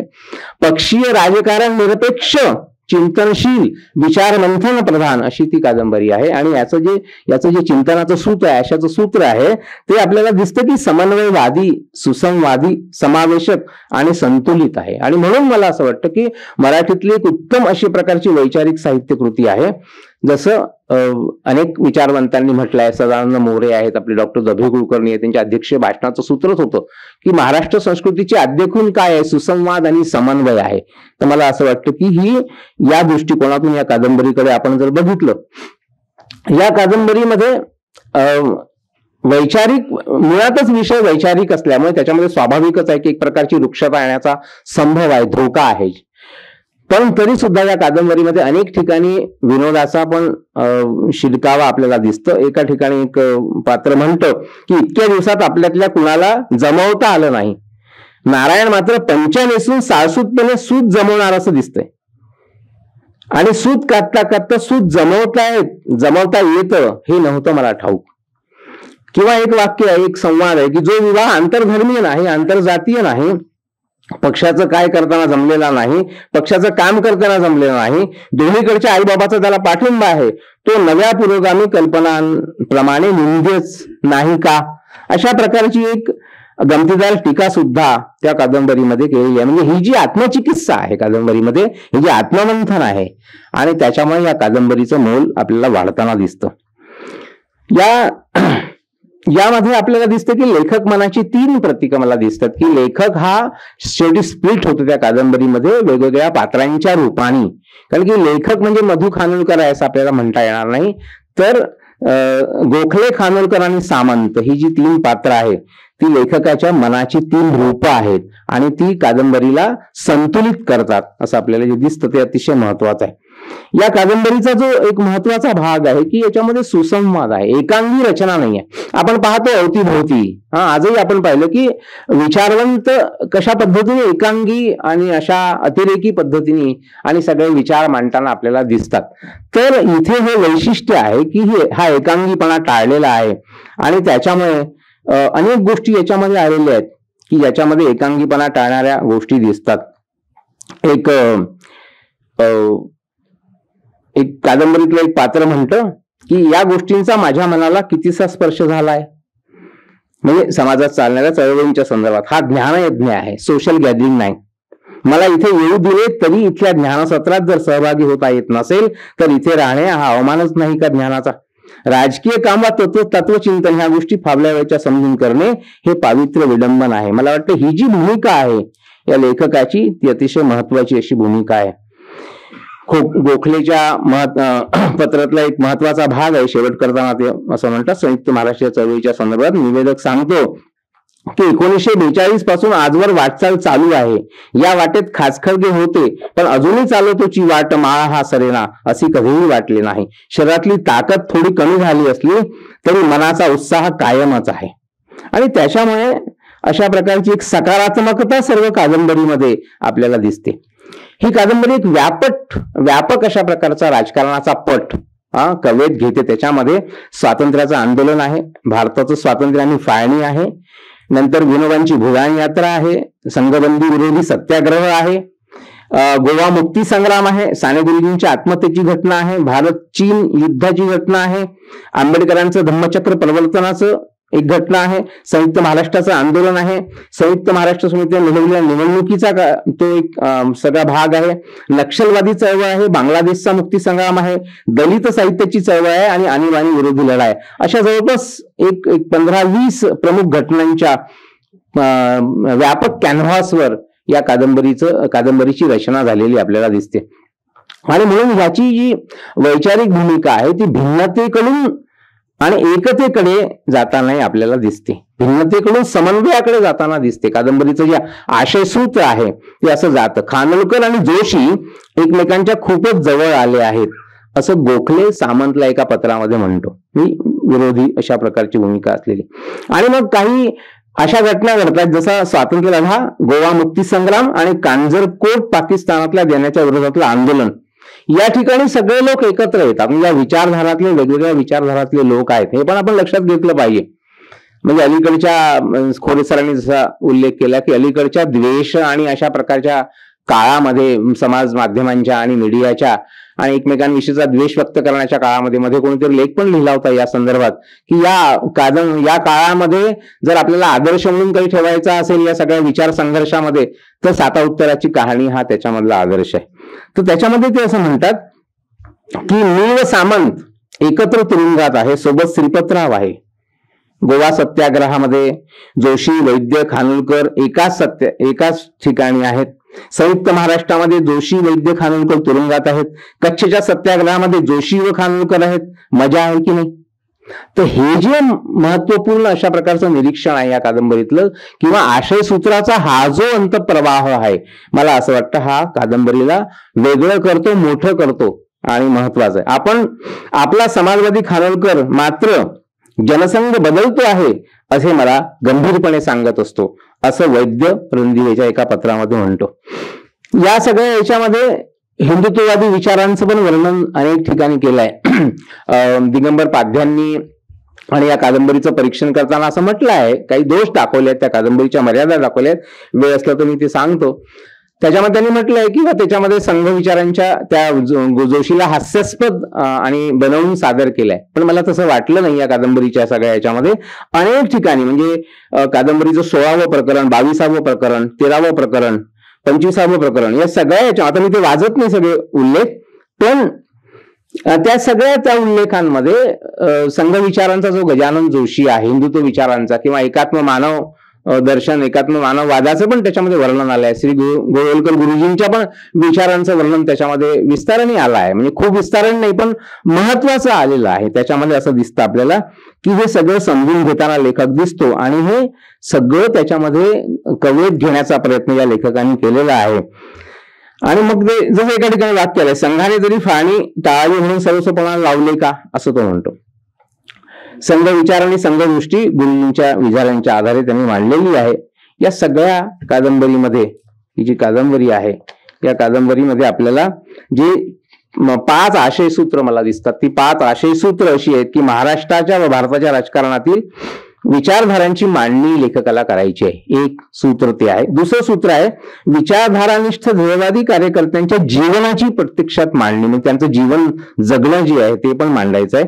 तिसरं यातलं असं सूत्र आहे की स्वातंत्र्योत्तर कालखंडातील विविध प्रमुख घडामोडी आणि परिवर्तनं म्हणजे इतिहासाच्या अंगाने त्यांची मांडणी करायची आहे, म्हणजे विचार, व्यक्तिमत्व, इतिहास. चौथा आहे विविध आंदोलने आणि चळवळी यांची पण मांडणी त्यांना करायची, म्हणजे चळवळींची मांडणी. आणि विविध विधायक प्रकल्प जे आहेत, कार्य यांची मांडणी. अशा 5 सूत्रांच्या माध्यमातून हे संपूर्ण स्वातंत्र्योत्तर काळातलं राजकारण मांडण्याचा प्रयत्न आणि त्यांनी केलेला आहे. या कादंबरीमध्ये अनेक ठिकाणी मी मगाशी सांगितला तो उल्लेख, आणि त्याच्यामुळे मी आता शेवटाकडे जातो. अगदी त्यांची या सगळ्या कादंबरीची काही वैशिष्ट्य सांगून मी माझं विवेचन संपवणार आहे. खरं तर याच्यामध्ये खूप काही अजून गोष्टी आहेत, जसं मराठीतली राजकीय कादंबरी आहे. त्या राजकीय कादंबरीच्या संदर्भात एक तात्विक विचार मराठीमध्ये मांडण्यात आला. हरिश्चंद्र थोरातांनी एका लेखामध्ये मांडलाय, आपल्या दिगंबर पाध्यांनी मांडलेला आहे. आणि त्या राजकीय कादंबरीच्या त्या सगळ्या प्रवाहामध्ये या कादंबरीला महत्वाचं स्थान या मोठ्या समीक्षकांनी दिलेलं आहे, पण आपण लक्षात घेतलं पाहिजे. म्हणजे हरिश्चंद्र थोरात असो की दिगंबर पाध्य असो, त्याच्या मर्यादा त्यांनी सांगितल्या, पण या कादंबरीच्या प्रवाहामध्ये, या राजकीय कादंबरीच्या चर्चाप्रधान विचारप्रधान कादंबरीच्या प्रवाहामध्ये जे अनेक कादंबरीकार होऊन गेलेले आहेत, म्हणजे अरुण साधूंपर्यंत आणि वामजोशांपासून आणि खांडेकरांपासून माडखोलकरांपासून तर अलीकडच्या अभिराम भडकमकरांपर्यंत, या सगळ्या प्रवाहामध्ये रवींद्र शोभणे वगैरे, सुरेश द्वादशीवार वगैरे अशी जी एक राजकीय कादंबरीची परंपरा आहे, त्या राजकीय कादंबरीच्या परंपरेमध्ये सुद्धा अतिशय महत्वाची ठरणारी आणि वैशिष्ट्यपूर्ण कलाकृती आहे. हे वर्गीकरण सगळं मी तयार केलं होतं, पण मी कुठल्या एखाद्या लेखाच्या निमित्ताने हे सगळं मांडण्याचा पुढे केव्हा तरी नक्की प्रयत्न करेल. आजच्या या सगळ्या याच्यामध्ये मी माझ्या शेवटाकडे जातो की या कादंबरीची वैशिष्ट्य सांगून, म्हणजे या कादंबरीच्या संदर्भात विलास खोले अनेक लेखकांनी लिहिलेलं आहे, आणि एक व्यक्ती आणि वाङ्मय नावाचं पुस्तक आहे, आणि त्यांचं ते नीला पांढरेंचं, त्याच्यामध्ये पण त्यांनी या कादंबरीची आणि विस्तृत या कादंबरीचा संपूर्ण 36 प्रकरणांचा एक आशय त्यांनी मांडलेला आपल्याला दिसतो. तर अनेक अभिप्राय आहेत, पण या अभिप्रायांच्या शेवटून आपण त्याची जी एक मूल्ययुक्तता, या कादंबरीची जी एक महात्मता आहे, ती महात्मता आणि त्याचे काही फक्त सूत्र तुम्हाला या ठिकाणी मांडतो आणि मी थांबतो. पहिलं असं आहे की वैचारिक चर्चा चिंतनाचं एक महत्वपूर्ण वैशिष्ट्य आहे की ते चर्चा चिंतन पुस्तकी निरपेक्ष तुटलेलं नसतं या कादंबरीतलं, तर ते त्या व्यक्तीच्या भावजीवनाशी आणि अवतीभोवतीच्या समाज जीवनाशी त्याला पार्श्वभूमी लागलेली आहे. मला अनेक कलाकृती माहिती आहे, गोपू देशपांडे आणि अनेक लोक लिहितात, वसंताबाई ढहाक्यांच्या कविता वगैरे वगैरे, त्याच्यामध्ये अत्यंत गद्यप्रायता म्हणजे लेख असे तोडून लिहिलेल्या कविता असतात त्या. तर त्या अशा प्रकारचं जे वैचारिक लेखनाला जो एक अभिशाप असतो अशा प्रकारच्या संदर्भातला लालित्यपूर्णतेच्या, तो या कादंबरीने टाळलाय असं आपल्याला दिसतं. दुसरं वैशिष्ट्य असं आहे की एका विशिष्ट विचारधारेची भूमिका मांडली जात असताना त्यावेळी त्या चिंतनाची दुसरी बाजू समांतरपणे मांडली जाते आणि सोबतच त्याची जी उलट तपासणी आहे ती घेतली जाते. हे दुसरं वैशिष्ट्य. तिसरं आहे काही विचारप्रधान भडक, आम्ही आता जे उदाहरण सांगितलं की अनेक साहित्यकृती असतात ज्याच्यामध्ये पुस्तकीपणा असतो, कृत्रिमता असते, ती इथे प्रधान सरांनी टाळलेली आहे. हे जे मन आहे लेखकाचं, हे एक आदर्शवादी, ध्येयवादी, स्वातंत्र्यपूर्वकालीन जीवन जाणीवांनी संपृक्त, निरागस, भोळ अशा प्रकारचं मन आहे आणि ते मन या कादंबरीच्या आशयसूत्रातून वाहताना आपल्याला दिसतं. सुसंवाद आणि समन्वय ही जी महाराष्ट्र संस्कृतीची आद्यखून मानली जाते किंवा मोरे यांनी महाराष्ट्र धर्माचा सकल जनवादी सिद्धांत, तर मला असं वाटतं की वैचारिक समन्वयशीलतेची जी महत्वाची सूत्र आहे ती या कादंबरीमध्ये येतात. म्हणजे या कादंबरीची वाङ्मयीन महात्मता म्हणजे आपण मर्ढेकरांच्या सिद्धांताच्या संदर्भात जर पाहिलं, लेखनपूर्व, लेखनगर्भ, काही बाबतीत ती शबलित झालेली आहे. ज्ञानात्मक, भावनात्मक तादात्म्य आणि लेखनगर्भ, लेखनपूर्व आत्मनिष्ठा हे जे वाङ्मयीन महात्म्याचे निकष मर्ढेकर सांगतात त्याच्या संदर्भात, पण तरी सुद्धा याही निकषावर ही कादंबरी चांगली ठरते. आता काय होतं की कादंबरी या आकृतीबंधाची व्यवस्थित जाणीव आहे, पण वैचारिक चिंतनाच्या मांडणीमुळे आणि तिचं वाङ्मय रूप थोडंसं काही ठिकाणी डागाळलेलं आपल्याला दिसतं. पण आपली जी हेतुकल्पना आहे, म्हणजे लेखकाला जे मांडायचं आहे ते कादंबरी रूपामध्ये त्याचं जे परिवर्तन होतं, ती जी निर्मिती प्रक्रियेचा तो एक प्रदेश आहे, त्याच्यामध्ये काय होतं की यथायोग्य आणि प्रभावी पद्धतीने ते मांडल्या जात नाही, पण साहित्यकृती यशस्वी होते.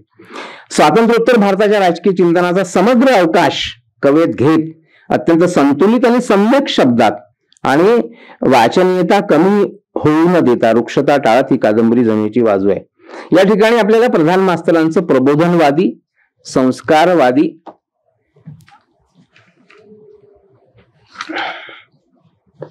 आणि लोकशिक्षकाचं हृदय जे आहे, बरेचदा उल्लेख आलाय, ते हृदय सर्वत्र व्यक्त झालेलं आहे. राजकारण जे पक्षीय आहे, विचारधारा आहे, समाजकारण आहे, राष्ट्रकारण, हे सगळे ध्रुव सांभाळत ही साहित्यकृती प्रवास करते आणि स्वातंत्र्योत्तर राजकारणातल्या इतिहासाचा वैचारिक पक्ष जवळजवळ वस्तुनिष्ठपणाने मराठी वाचकांसमोर ठेवते. विविध विचारधारांकडे समाज सकारात्मक आणि निरामय दृष्टीने आणि राष्ट्रहितैषी समाज कल्याणाच्या दृष्टीने पाहणारा लेखकच अशा प्रकारची निर्मळ निरागस विचार भावनाकृती साकार करू शकतो.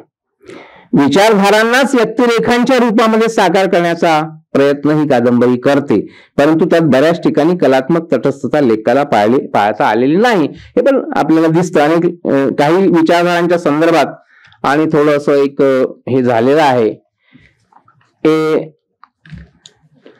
जसं कथानक आहे या कादंबरीचं, ते रूढ पद्धतीचं नाही, ते विचारनिष्ठ आणि चर्चात्मक आहे आणि त्याच्यामुळे सलगता, सुसूत्रता, कालावकाशाचं एक बांधणी असते, ती त्याच्यामध्ये तेवढ्या रूपाने आलेली नाही. स्वभाव चित्रणाच्या, व्यक्तिरेखाटनाच्या संदर्भात आपण पाहिलं की एक प्रौढ वयातला ध्येयनिष्ठ विचारनिष्ठ कार्यकर्ता आणि त्याच्यामध्ये आल्यामुळे व्यक्तिमत्वाचा जो विकास असतो, कादंबरी नावाचा एक व्यापक आकृतीबंध जेव्हा असतो, त्याच्यामध्ये त्या व्यक्तिरेखांचा एक व्यापक विकास अपेक्षित असतो, तो त्याच्यामध्ये येऊ शकला नाही, कारण की पत्ररूप चर्चात्मक शैली आहे त्याच्यामुळे.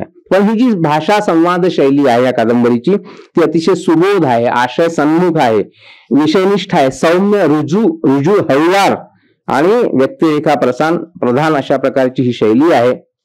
आणि म्हणून असं लक्षात येतं की इतिहास लेखन आणि कादंबरी लेखन या डायलेमामध्ये, संभ्रमामध्ये लेखक दुभंगला जातो आणि कादंबरी निर्मितीमध्ये पॅराडॉक्स, अंतर्विरोध निर्माण होतो.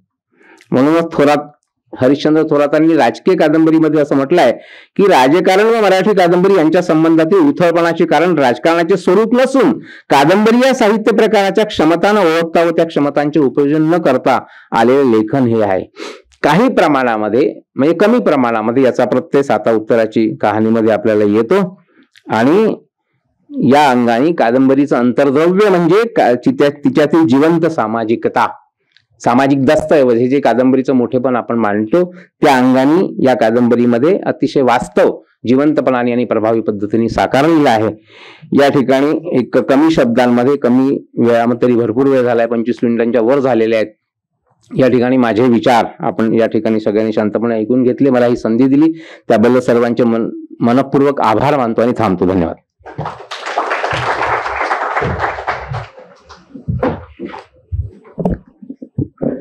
बहुत धन्यवाद राजेंद्र नाइकवाड़े जी. और अब मैं अधिक विलंब नहीं करते हुए आदरणीय दिलीप लोंढिये जी से आग्रह करूंगा कि वो अध्यक्ष से वक्तव्य.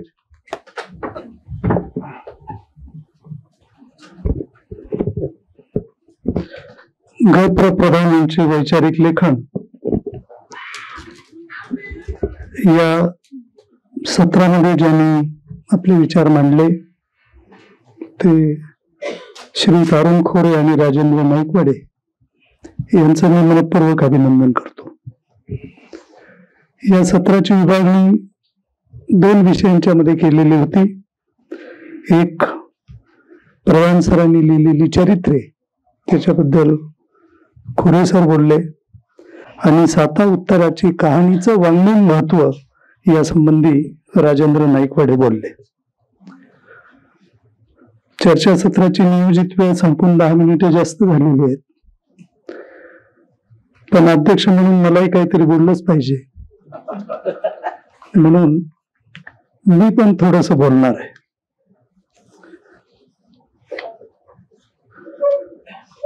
विनोद शिरसाटांनी प्रास्ताविक भाषणामध्ये असं सांगितलं की प्रधान सरांचं वाङ्मयीन व्यक्तिमत्व घडायला सुरुवात 1956 साली झाली आणि माझा जन्मही त्याच वर्षी झाला. म्हणजे प्रधान सरांचं वाङ्मयीन व्यक्तिमत्व बहराला येण्याची सुरुवात आणि या जगात माझी अवतरण्याची सुरुवात ही एकच आहे.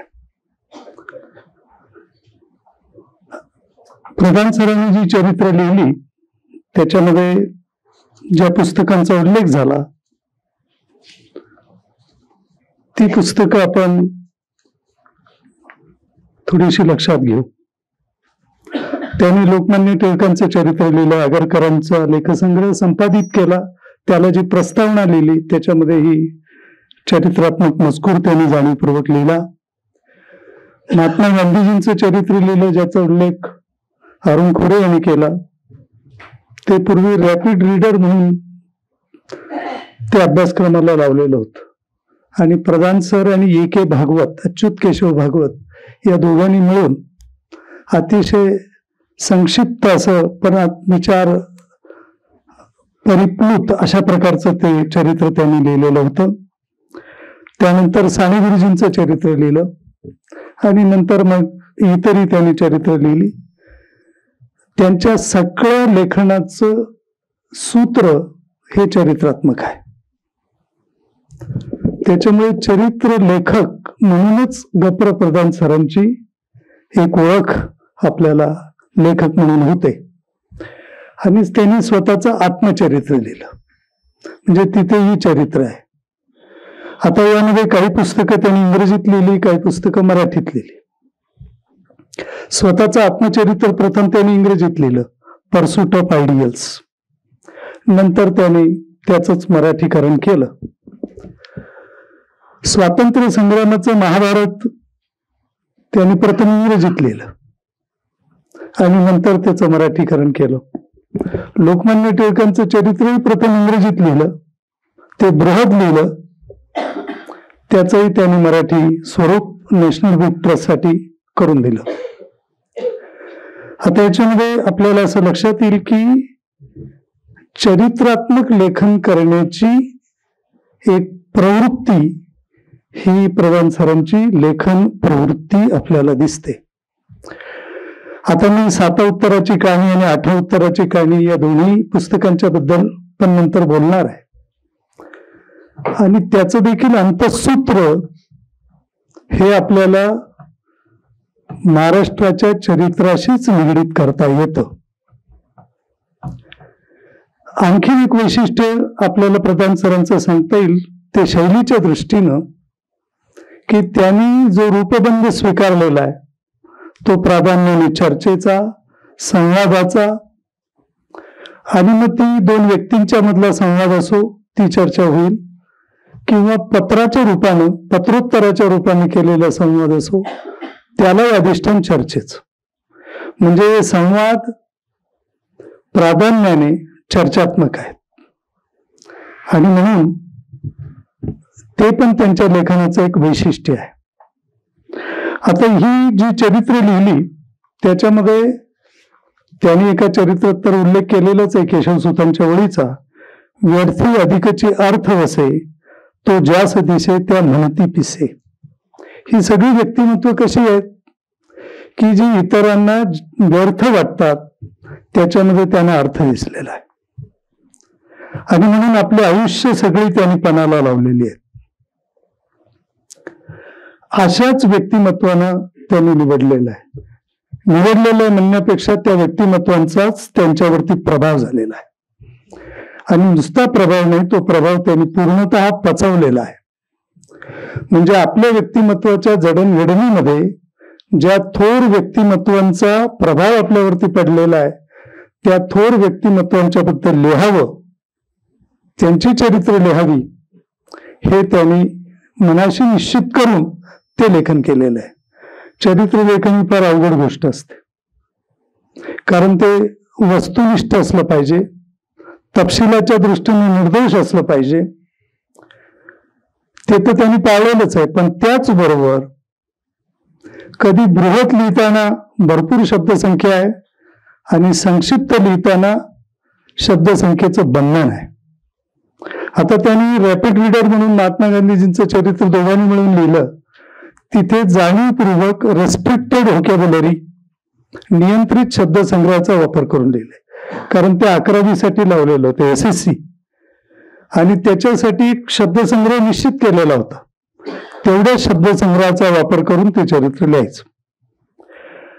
प्रधान सरांच्या सगळ्या लेखनामध्ये ते विस्ताराने लिहिलेलं लेखन असो किंवा मर्यादित असो, त्याच्यामध्ये रिस्ट्रिक्टेड व्होकॅब्युलरीचा प्रत्यय येतो.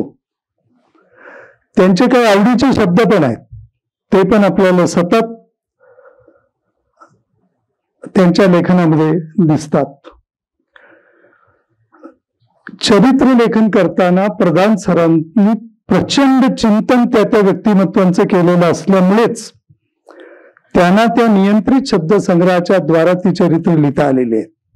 नियंत्रित शब्दसंग्रह म्हणजे केवळ संक्षिप्त चरित्रासाठीच मी म्हणत नाहीये, विस्तृत चरित्रांच्यासाठी सुद्धा नियंत्रित शब्दसंग्रहाचा त्यांनी वापर केलेला आहे. आणि प्रास्ताविकामध्ये विनोद शिरसाट म्हणाले तसं त्यांच्यावरती मैपती बुवा कांबळे ताराबातकर यांच्या लेखनाचा एक मोठा प्रभाव होता, हे त्यांनी त्यांच्या आत्मचरित्रात लिहिलेले. ते अगदी सत्य आहे. जाणीवपूर्वक सुबोध लिहायचं, क्लिष्ट लिहायचं नाही, सहजपणाने ते लोकांना समजेल अशा पद्धतीचं लिहायचं. म्हणजे इथे कम्युनिकेशनचा दृष्टिकोन आहे. म्हणजे ज्या फॉर्मवरती त्यांचं प्रेम आहे तेच ते कम्युनिकेशन साधण्यासाठी त्या पद्धतीनं त्यांनी लिहिलेलं आहे. चरित्र लेखनामध्ये खूप धोके असतात, ते धोके टाळण्याचाही प्रधान सरांनी प्रयत्न केलेला आहे. कोणते धोके असतात? त्यातला एक महत्वाचा धोका, मी सगळं सांगत नाही, परंतु एक धोका असा की विभूती पूजा घडण्याचा धोका असतो.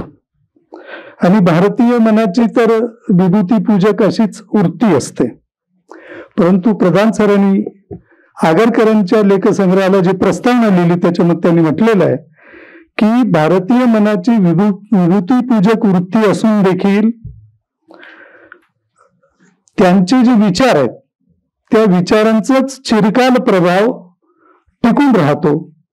म्हणून व्यक्तिमत्वातली विभूती पूजा टाळून केवळ विचारांच्या वरती फोकस करायचा, विचारांना प्राधान्य द्यायचं आणि त्या प्रकारे चरित्र लेखन करायचं. म्हणून ही सगळी चरित्र एका बाजूला जशी व्यक्तिमत्वाचं वर्णन करणारी आहेत, आवश्यक तिथे जेवढं वर्णन करायचं तेवढंच, परंतु विचारांनाच अधिक ठसठशीतपणानं मांडणारी आहेत. आता हे करत असताना चरित्र लेखकाला जशी विभूती पूजा टाळायची असते आणि ती टळते कशाने, तर ते तटस्थतेने टळते. म्हणून तटस्थ राहून ते वर्णन करावं लागतं, तटस्थपणे मूल्यमापन पण करावं लागतं. एक एक प्रसंग फक्त सांगतो, बरेच प्रसंग निवडलेले आहेत. टिळकांच्या चरित्रामधला एक प्रसंग असा आहे की 1918 साली बडोद्याचे महाराज सयाजीराव गायकवाड यांच्या अध्यक्षतेखाली एक अस्पृश्यता निवारण परिषद भरली होती. आणि ही परिषद भरवण्यामध्ये महर्षी विठ्ठलरामजी शिंदे यांनी पुढाकार घेतलेला होता. महर्षी विठ्ठलरामजी शिंदेनी एक जाहीरनामाही तयार केलेला होता. त्याच्यावरती अनेकांच्या सह्या घेतलेल्या होत्या. त्यात तात्यासाहेब केळकर होते, दादासाहेब खापर्डे होते. आणि सुरुवातीला टिळकांनी पण याला एक प्रोत्साहन दिलेलं होतं महर्षी शिंद्यांना. सही देण्याची वेळ आली तेव्हा टिळकांनी सही नाकारली. आता याचं विश्लेषण करताना अतिशय संतुलित पद्धतीनं आणि ज्याला आपण सम्यक म्हणतो त्या पद्धतीने केलेलं आहे. ते म्हणाले की याला कदाचित टिळकांचा उतारवय कारणीभूत असेल. टिळकांची आधी राजकीय की सामाजिक याच्यामध्ये आधी राजकीय अशी भूमिका घेतलेली ती कारणीभूत असेल. आणि त्यात एक वाक्य होतं जाहीरनाम्यामध्ये की अस्पृश्यता निवारणाच्या कामात मी अग्रक्रमाने भाग घेईन. या वाक्याची कदाचित अडचण असेल म्हणून टिळकांनी सही देण्याचं नाकारलं असावं असं प्रधान सर लिहितात. परंतु पुढे प्रधान असं लिहितात की सामाजिक सुधारणाच्या कामाला विरोध करणाऱ्यांना टिळकांनी अनेकदा पाठीस घातलेलं होतं. आणि अस्पृश्यता निवारण झाले पाहिजे हे भौतिक पातळीवरती जरी टिळक मान्य करीत होते, परंतु ते ज्या सनातनी वातावरणात वाढले होते त्याच्या मर्यादा त्यांच्या सामाजिक सुधारणेच्या विचारांच्या संदर्भात पडल्या, हे पण मान्य करायला हवं आता हे जे सम्यक मूल्यमापन आहे हे प्रधान सरांनी केलेलं आहे. त्याच्यामुळे चरित्र लेखन करणाऱ्या व्यक्तीला फार अवधान बाळगावं लागतं, तटस्थता ठेवावी लागते आणि तिथे अनेक घटना आणि अनेक प्रसंग असतात, त्या नीट पारखून घ्याव्या लागतात. तिथे कुठलीही गफलत होता कामा नये, म्हणून त्यांचं चरित्र लेखन हे फार महत्वपूर्ण ठरलेलं आहे. मी याच्याबद्दलचा तपशील अधिक न सांगता 7 उत्तराची कहाणी आणि 8 उत्तराची कहाणी याच्यामध्ये ज्या ज्या काही महत्वाच्या गोष्टी लक्षात येतात त्या थोडक्यात मांडतो. पण सुरुवातीला विनोद शिरसाट म्हणाले की प्रधानांचं जे पुस्तक कायम स्मरणात राहील ते म्हणजे 7 उत्तराची कहाणी. अर्थात त्याच्या जोडीला त्यांना 8 उत्तराची कहाणी पण अभिप्रेत असेल. आणि विनय आर्डीकरांनी ते त्यांचं मत मांडून या शिरसाटांच्या मताला छेद दिलेला आहे. आता हे ठीक आहे, हे असं जरी झालेलं असलं उलट मत बर. Okay okay. तर 7 उत्तराची कहाणी हे जे सरांनी लिहिलं तेव्हा मी त्यांना 85 साली पत्र लिहून कळवलेलं होतं ते पुस्तक वाचल्यानंतर.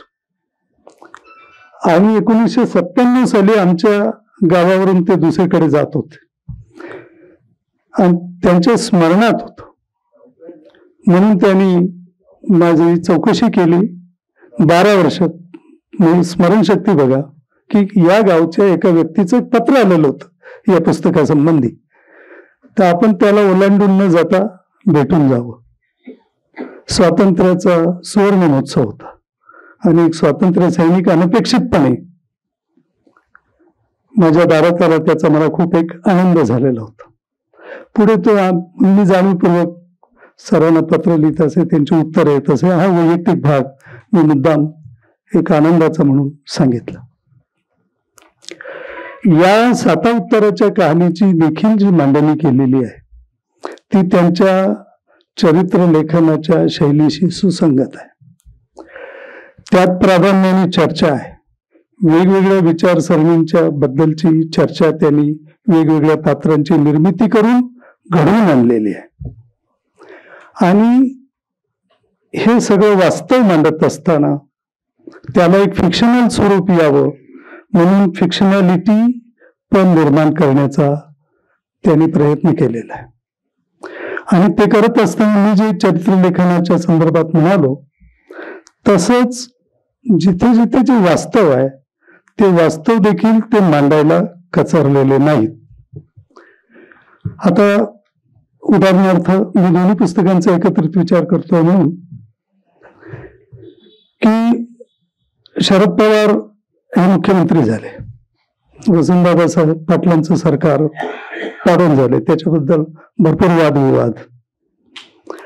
प्रधान सरांनी लिहिलंय की शरद पवारांचं वागणं मला मुळीच पटलं नाही. त्याहीपेक्षा यशवंत जोशींच्या सारख्या नीतिमान नेत्यांनी शरद पवारांना पक्षांतर करण्यासाठी मुख्यमंत्री पदाचे प्रलोभन दाखवले, याचा तर मला संतापच आला. मी चरित्र लेखनामध्ये जी भूमिका आहे आणि मी महाराष्ट्राचं चरित्र जे मी म्हणालो या पुस्तकामधून मांडलेलं आहे, तर तीच वृत्ती त्यांनी इथे ठेवलेली आहे. एके ठिकाणी ते म्हणाले की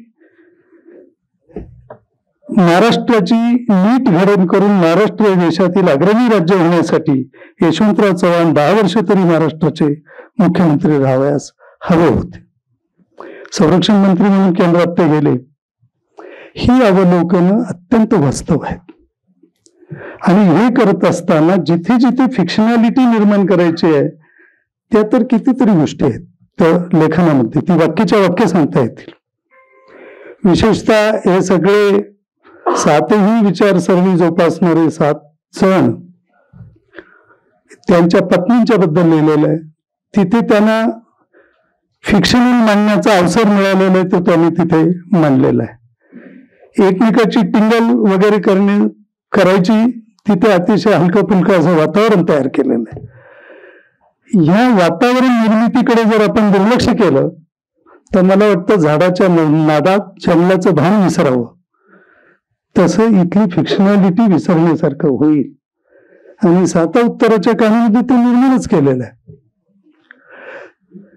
मला असं वाटतं की सबंध महाराष्ट्राच्या 1940 ते 80 आणि पुढे 2007 पर्यंतचा हा सगळा दस्तऐवज जेव्हा प्रधान सर मांडतात तर ते एक राज्यशास्त्राचं पुस्तक होणे याची काळजी घेतात आणि सामान्य लोकांना ते नीटपणाने कळावं याच्यासाठी एक फिक्शनल ॲटिट्यूड ठेवून त्याची निर्मिती करतात.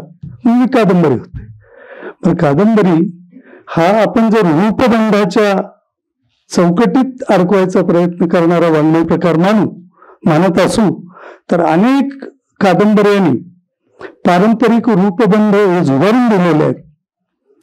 तसा विचार करून आपण साता उत्तराचे कहाणीचं वाचन का करत नाही? मी जेव्हा मगाशी विचार करत होतो की 85 साली आपण प्रधान सरांना का पत्र लिहिलं वाचून, तर ते पत्र लिहिण्याची प्रेरणा हीच होती की मला या सगळ्या विचारधारा कळल्या. एरवी काय कळणार होत्या? खेड्यापाड्यामध्ये आम्हाला काही माहिती नव्हतं. आणि तिथे पुन्हा अट्टहासाने प्रधान सरांनी कुठल्याही विचारसरणीचा पुरस्कार पण केलेला नाहीये, हे तटस्थ राखलेलं आहे. म्हणून एक चरित्र लेखक म्हणून त्यांची जी प्रतिमा आहे तीच इथे या साता उत्तराची कहाणी किंवा 8 उत्तराची कहाणी हे लिहिताना देखील त्यांनी ठेवलेली आहे. म्हणून मी म्हणालो की ते महाराष्ट्राचं एक चरित्र आहे. आणि प्रधान सरांनी समजा नसतं लिहिलं तर हे कुणी लिहिलं असतं हाही प्रश्न आहे.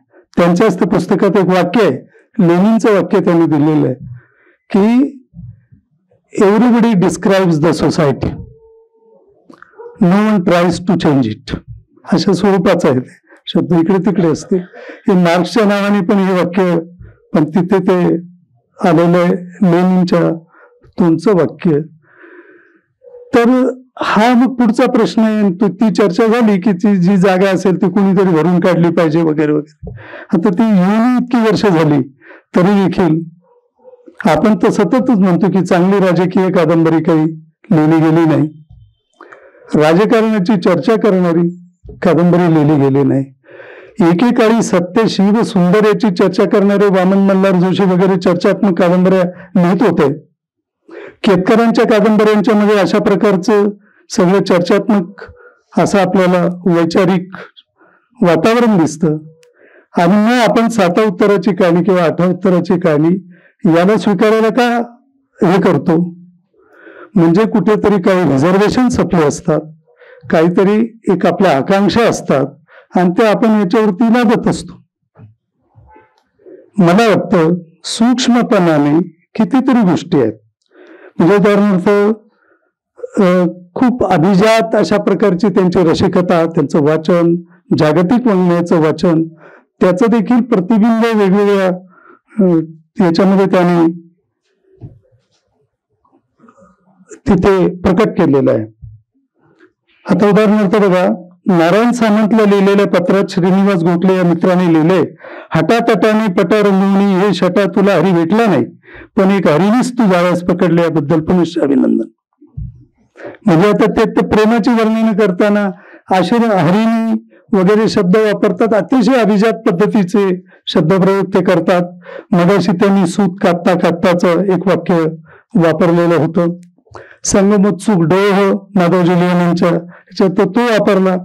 आश्रम हरिणी असा एक शब्दप्रयोग येते की उच्च अभिरुची. आणि वाङ्मयाचे ते शिक्षक असल्यामुळे त्याचं पण एक अतिशय चांगलं दर्शन त्यांच्या संबंध लेखनामध्ये घडत असतं. आणि एक शेवटची गोष्ट सांगतो. चेकाव, टॉल्स्टॉय, दोस्तोव्स्की यांच्याबद्दलची एक चर्चा येते त्या लेखनामध्ये. ती सुद्धा अगदी सहज, ज्याला टॉल्स्टॉय, चेकोव, दोस्तोव्स्की यांच्या लेखनाची प्रकृती समजून घ्यायची आहे त्याला त्याचा एक प्रारंभ बिंदू तिथे तो मिळतो. म्हणजे या पुस्तकातून अनेक पुस्तकं वाचायची प्रेरणा मिळते आणि तो व्यासंग करावा असं वाटत जातं. हे पण आपण लक्षात घेतलं पाहिजे. त्याच्यानंतर किती साधी वाक्य लिहून जातात पण किती काव्यात्मक. पण का कोण जाणे आचारी विषय बरोबर असताना साने गुरुजी लाजाळूच्या झाडाप्रमाणे आपल्या व्यक्तिमत्वाची पाने मिटून घेत. अशी अगणित वाक्य या पुस्तकांच्या मध्ये आपल्याला मिळतात. त्यांची कवी प्रकृती दिसते. आणि शेवटचा मुद्दा म्हणतो की टिळक आणि आगरकर या दोघांची चरित्रात्मक मांडणी करताना प्रधान सरांनी दोघांचं व्यक्तिमत्व हे इतकं ठसठशीतपणाने त्यांनी मांडलेलं. दोघांच्या मधला जो संघर्ष होता तो कुठेही आड येऊ दिला नाही. त्यांनी भूमिका घेतली किंवा आधी राजकीय की आधी सामाजिक. कारण मला वाटतं याच्या मधलीच भूमिका प्रधान सरांची होती. आपण जे बघत होतो की मी दुय्यम राजकारणी असं ते म्हणाले, तिथे ते आगरकरांच्या जवळ जातात म्हणजे वैचारिक दृष्ट्या.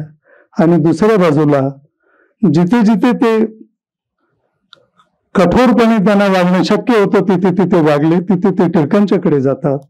साने गुरुजींचं मन तर त्यांचं होतच. माझ्या घरी आले तेव्हा लहान मुलासारखे वावरले, बसलेच नाही. अतिशय तुरु तुरु तुरु सगळीकडे फिरत होते वगैरे वगैरे. तिथे त्या मला साने गुरुजी दिसत होते. आणि टॉल्स्टॉयला पत्र लिहितात, बाबासाहेबांशी संवाद करतात. त्यावेळेला एक आपण समाजासंबंधीचा काही एक विचार करतो त्या भूमिकेतून ते या व्यक्तिमत्वांशी स्वतःला जोडून घेतात किंवा त्या अतिशय संपन्न मनांशी संवाद करतात. आणि हे त्याने आयुष्यभर केलं. आणि म्हणून त्यांचं वैचारिक लेखन हे अशा विशिष्ट भूमिकेतून आणि अतिशय जबाबदारीने आणि व्यासंग करून लिहिलेलं असल्यामुळे आपल्याला त्याचा विचार करावा लागतो असं मला वाटतं. अर्धा तास कालच्या प्रमाणेच उशीर व्हावा असं ठरवून आम्ही पण जरा लांबवलं. त्याबद्दल आपण सगळेजण आम्हाला माफ कराल. सगळ्यांना मनपूर्वक धन्यवाद देतो आणि थांबतो. आपण सर्वजण जेवायला जाणार आहोत. फक्त 1 मिनिटांचं निवेदन करतो. सकाळपासून साता उत्तराची कहाणीची चर्चा आतापर्यंत चालू राहिली. पुढच्या एका सत्रात होणार नाही. समारोपाच्या सत्रातलेही 2 वक्ते कमी अधिक प्रमाणात का होईना साता उत्तराच्या कहाणीचा उल्लेख करतील. मी स्वतः पण मला प्रभावित करून गेलेले पुस्तक या टायटलचा जो लेख लिहिलेला आहे तो साता उत्तराच्या कहाणीवर लिहिलाय. 8 उत्तराच्या कहाणीच्या संदर्भात आता धोंडगे सरांनी उल्लेख केला म्हणून सांगितलं पाहिजे की ते पुस्तक प्रधान सरांनी 2007 ला लिहिलं तेव्हा त्याचा पहिला वाचक मी होतो. 2007 ला मी साधनाचा युवा संपादक म्हणून पूर्ण वेळ काम करायला लागलो आणि ते हडपसरवरून पुस्तकाचं बाळ घेऊन आले आणि माझ्याकडे टाकून असं म्हणाले की 1980 ते 2005 या 25 वर्षात भारतातील राजकीय स्थित्यंतर काय झाली हे मी याच्यात मांडलंय आणि हे तुझ्या पिढीच्या वाचकांसाठी आहे. त्यावेळी मी एक 25-27 दरम्यान होतो आणि मला तुझी प्रतिक्रिया दे. पुढचे 3 ते 4 आठवडे प्रधान सर 3-4 दिवसांनी पुण्यात यायचे, ऑफिसला यायचे. तू वाचलीस का कादंबरी, तुझं काय इम्प्रेशन आहे असं मला विचारायचे. आणि प्रत्येक वेळी मी अजून वाचायला घेतलेले नाही, थोडं वाचून झालंय, सांगतो असं मी पुढे पुढे ढकलत होतो. प्रत्यक्षातली स्थिती अशी होती की पहिल्या 2 दिवसातच माझ्याकडून ते सगळं हस्तलिखित वाचून झालं होतं. अखेर त्यांना उत्तर काय द्यायचं तर 3ऱ्या-4थ्या भेटीमध्ये मी त्यांना असं म्हणालो की सर कादंबरी चांगली आहे पण साता उत्तराच्या कहाणीमध्ये जी गंमत आहे ती हिच्यात नाही. हे वाक्य उच्चारल्यावर प्रधान सरांचा चेहरा अक्षरशः पडला. कारण मी त्यांचा पहिला वाचक होतो, तरुण वाचक आहे, साधनेचा भावी संपादक हे त्याच वेळी ठरलेलं होतं. पण प्रधान सरांचं ग्रेटनेस हे की 1 किंवा 2च क्षण, कारण रिॲक्शनच मिळाली ना आपल्या कादंबरी काय फसली का बरोबर आहे, किती यशस्वी आहे. पण ते स्वतःचं अनालिसिस किती चांगलं करू शकत होते. त्यांनी मला एका झटक्यात 3 वाक्य जी उच्चारली ती खूप महत्वाची आहेत. पहिलं, साता उत्तराची कहाणी लिहिण्यासाठी मी 5 वर्ष घेतली होती. ही कादंबरी मी 5 महिन्यात लिहिली. दुसरं, साता उत्तराच्या कहाणीच्या वेळी मी वयाच्या 60th होतो. आता मी वयाच्या 85 पूर्ण केलेली आहे. आणि तिसरं वाक्य होतं, साता उत्तराच्या कहाणीच्या वेळी मी राजकीय धामधुमीत होतो तरीही ते कादंबरी लिहिण्यासाठी वेळ काढला होता. आता हडपसरच्या रुग्णालयामध्ये माझा वेळ जात नाही म्हणून मी ही कादंबरी लिहिली. त्यामुळे हिची गंमत साता उत्तराची कहाणीशी कशी येऊ शकेल, ते पुस्तक फसलेलं आहे हे प्रधान सरांनी मान्य केलं होतं. थँक्यू.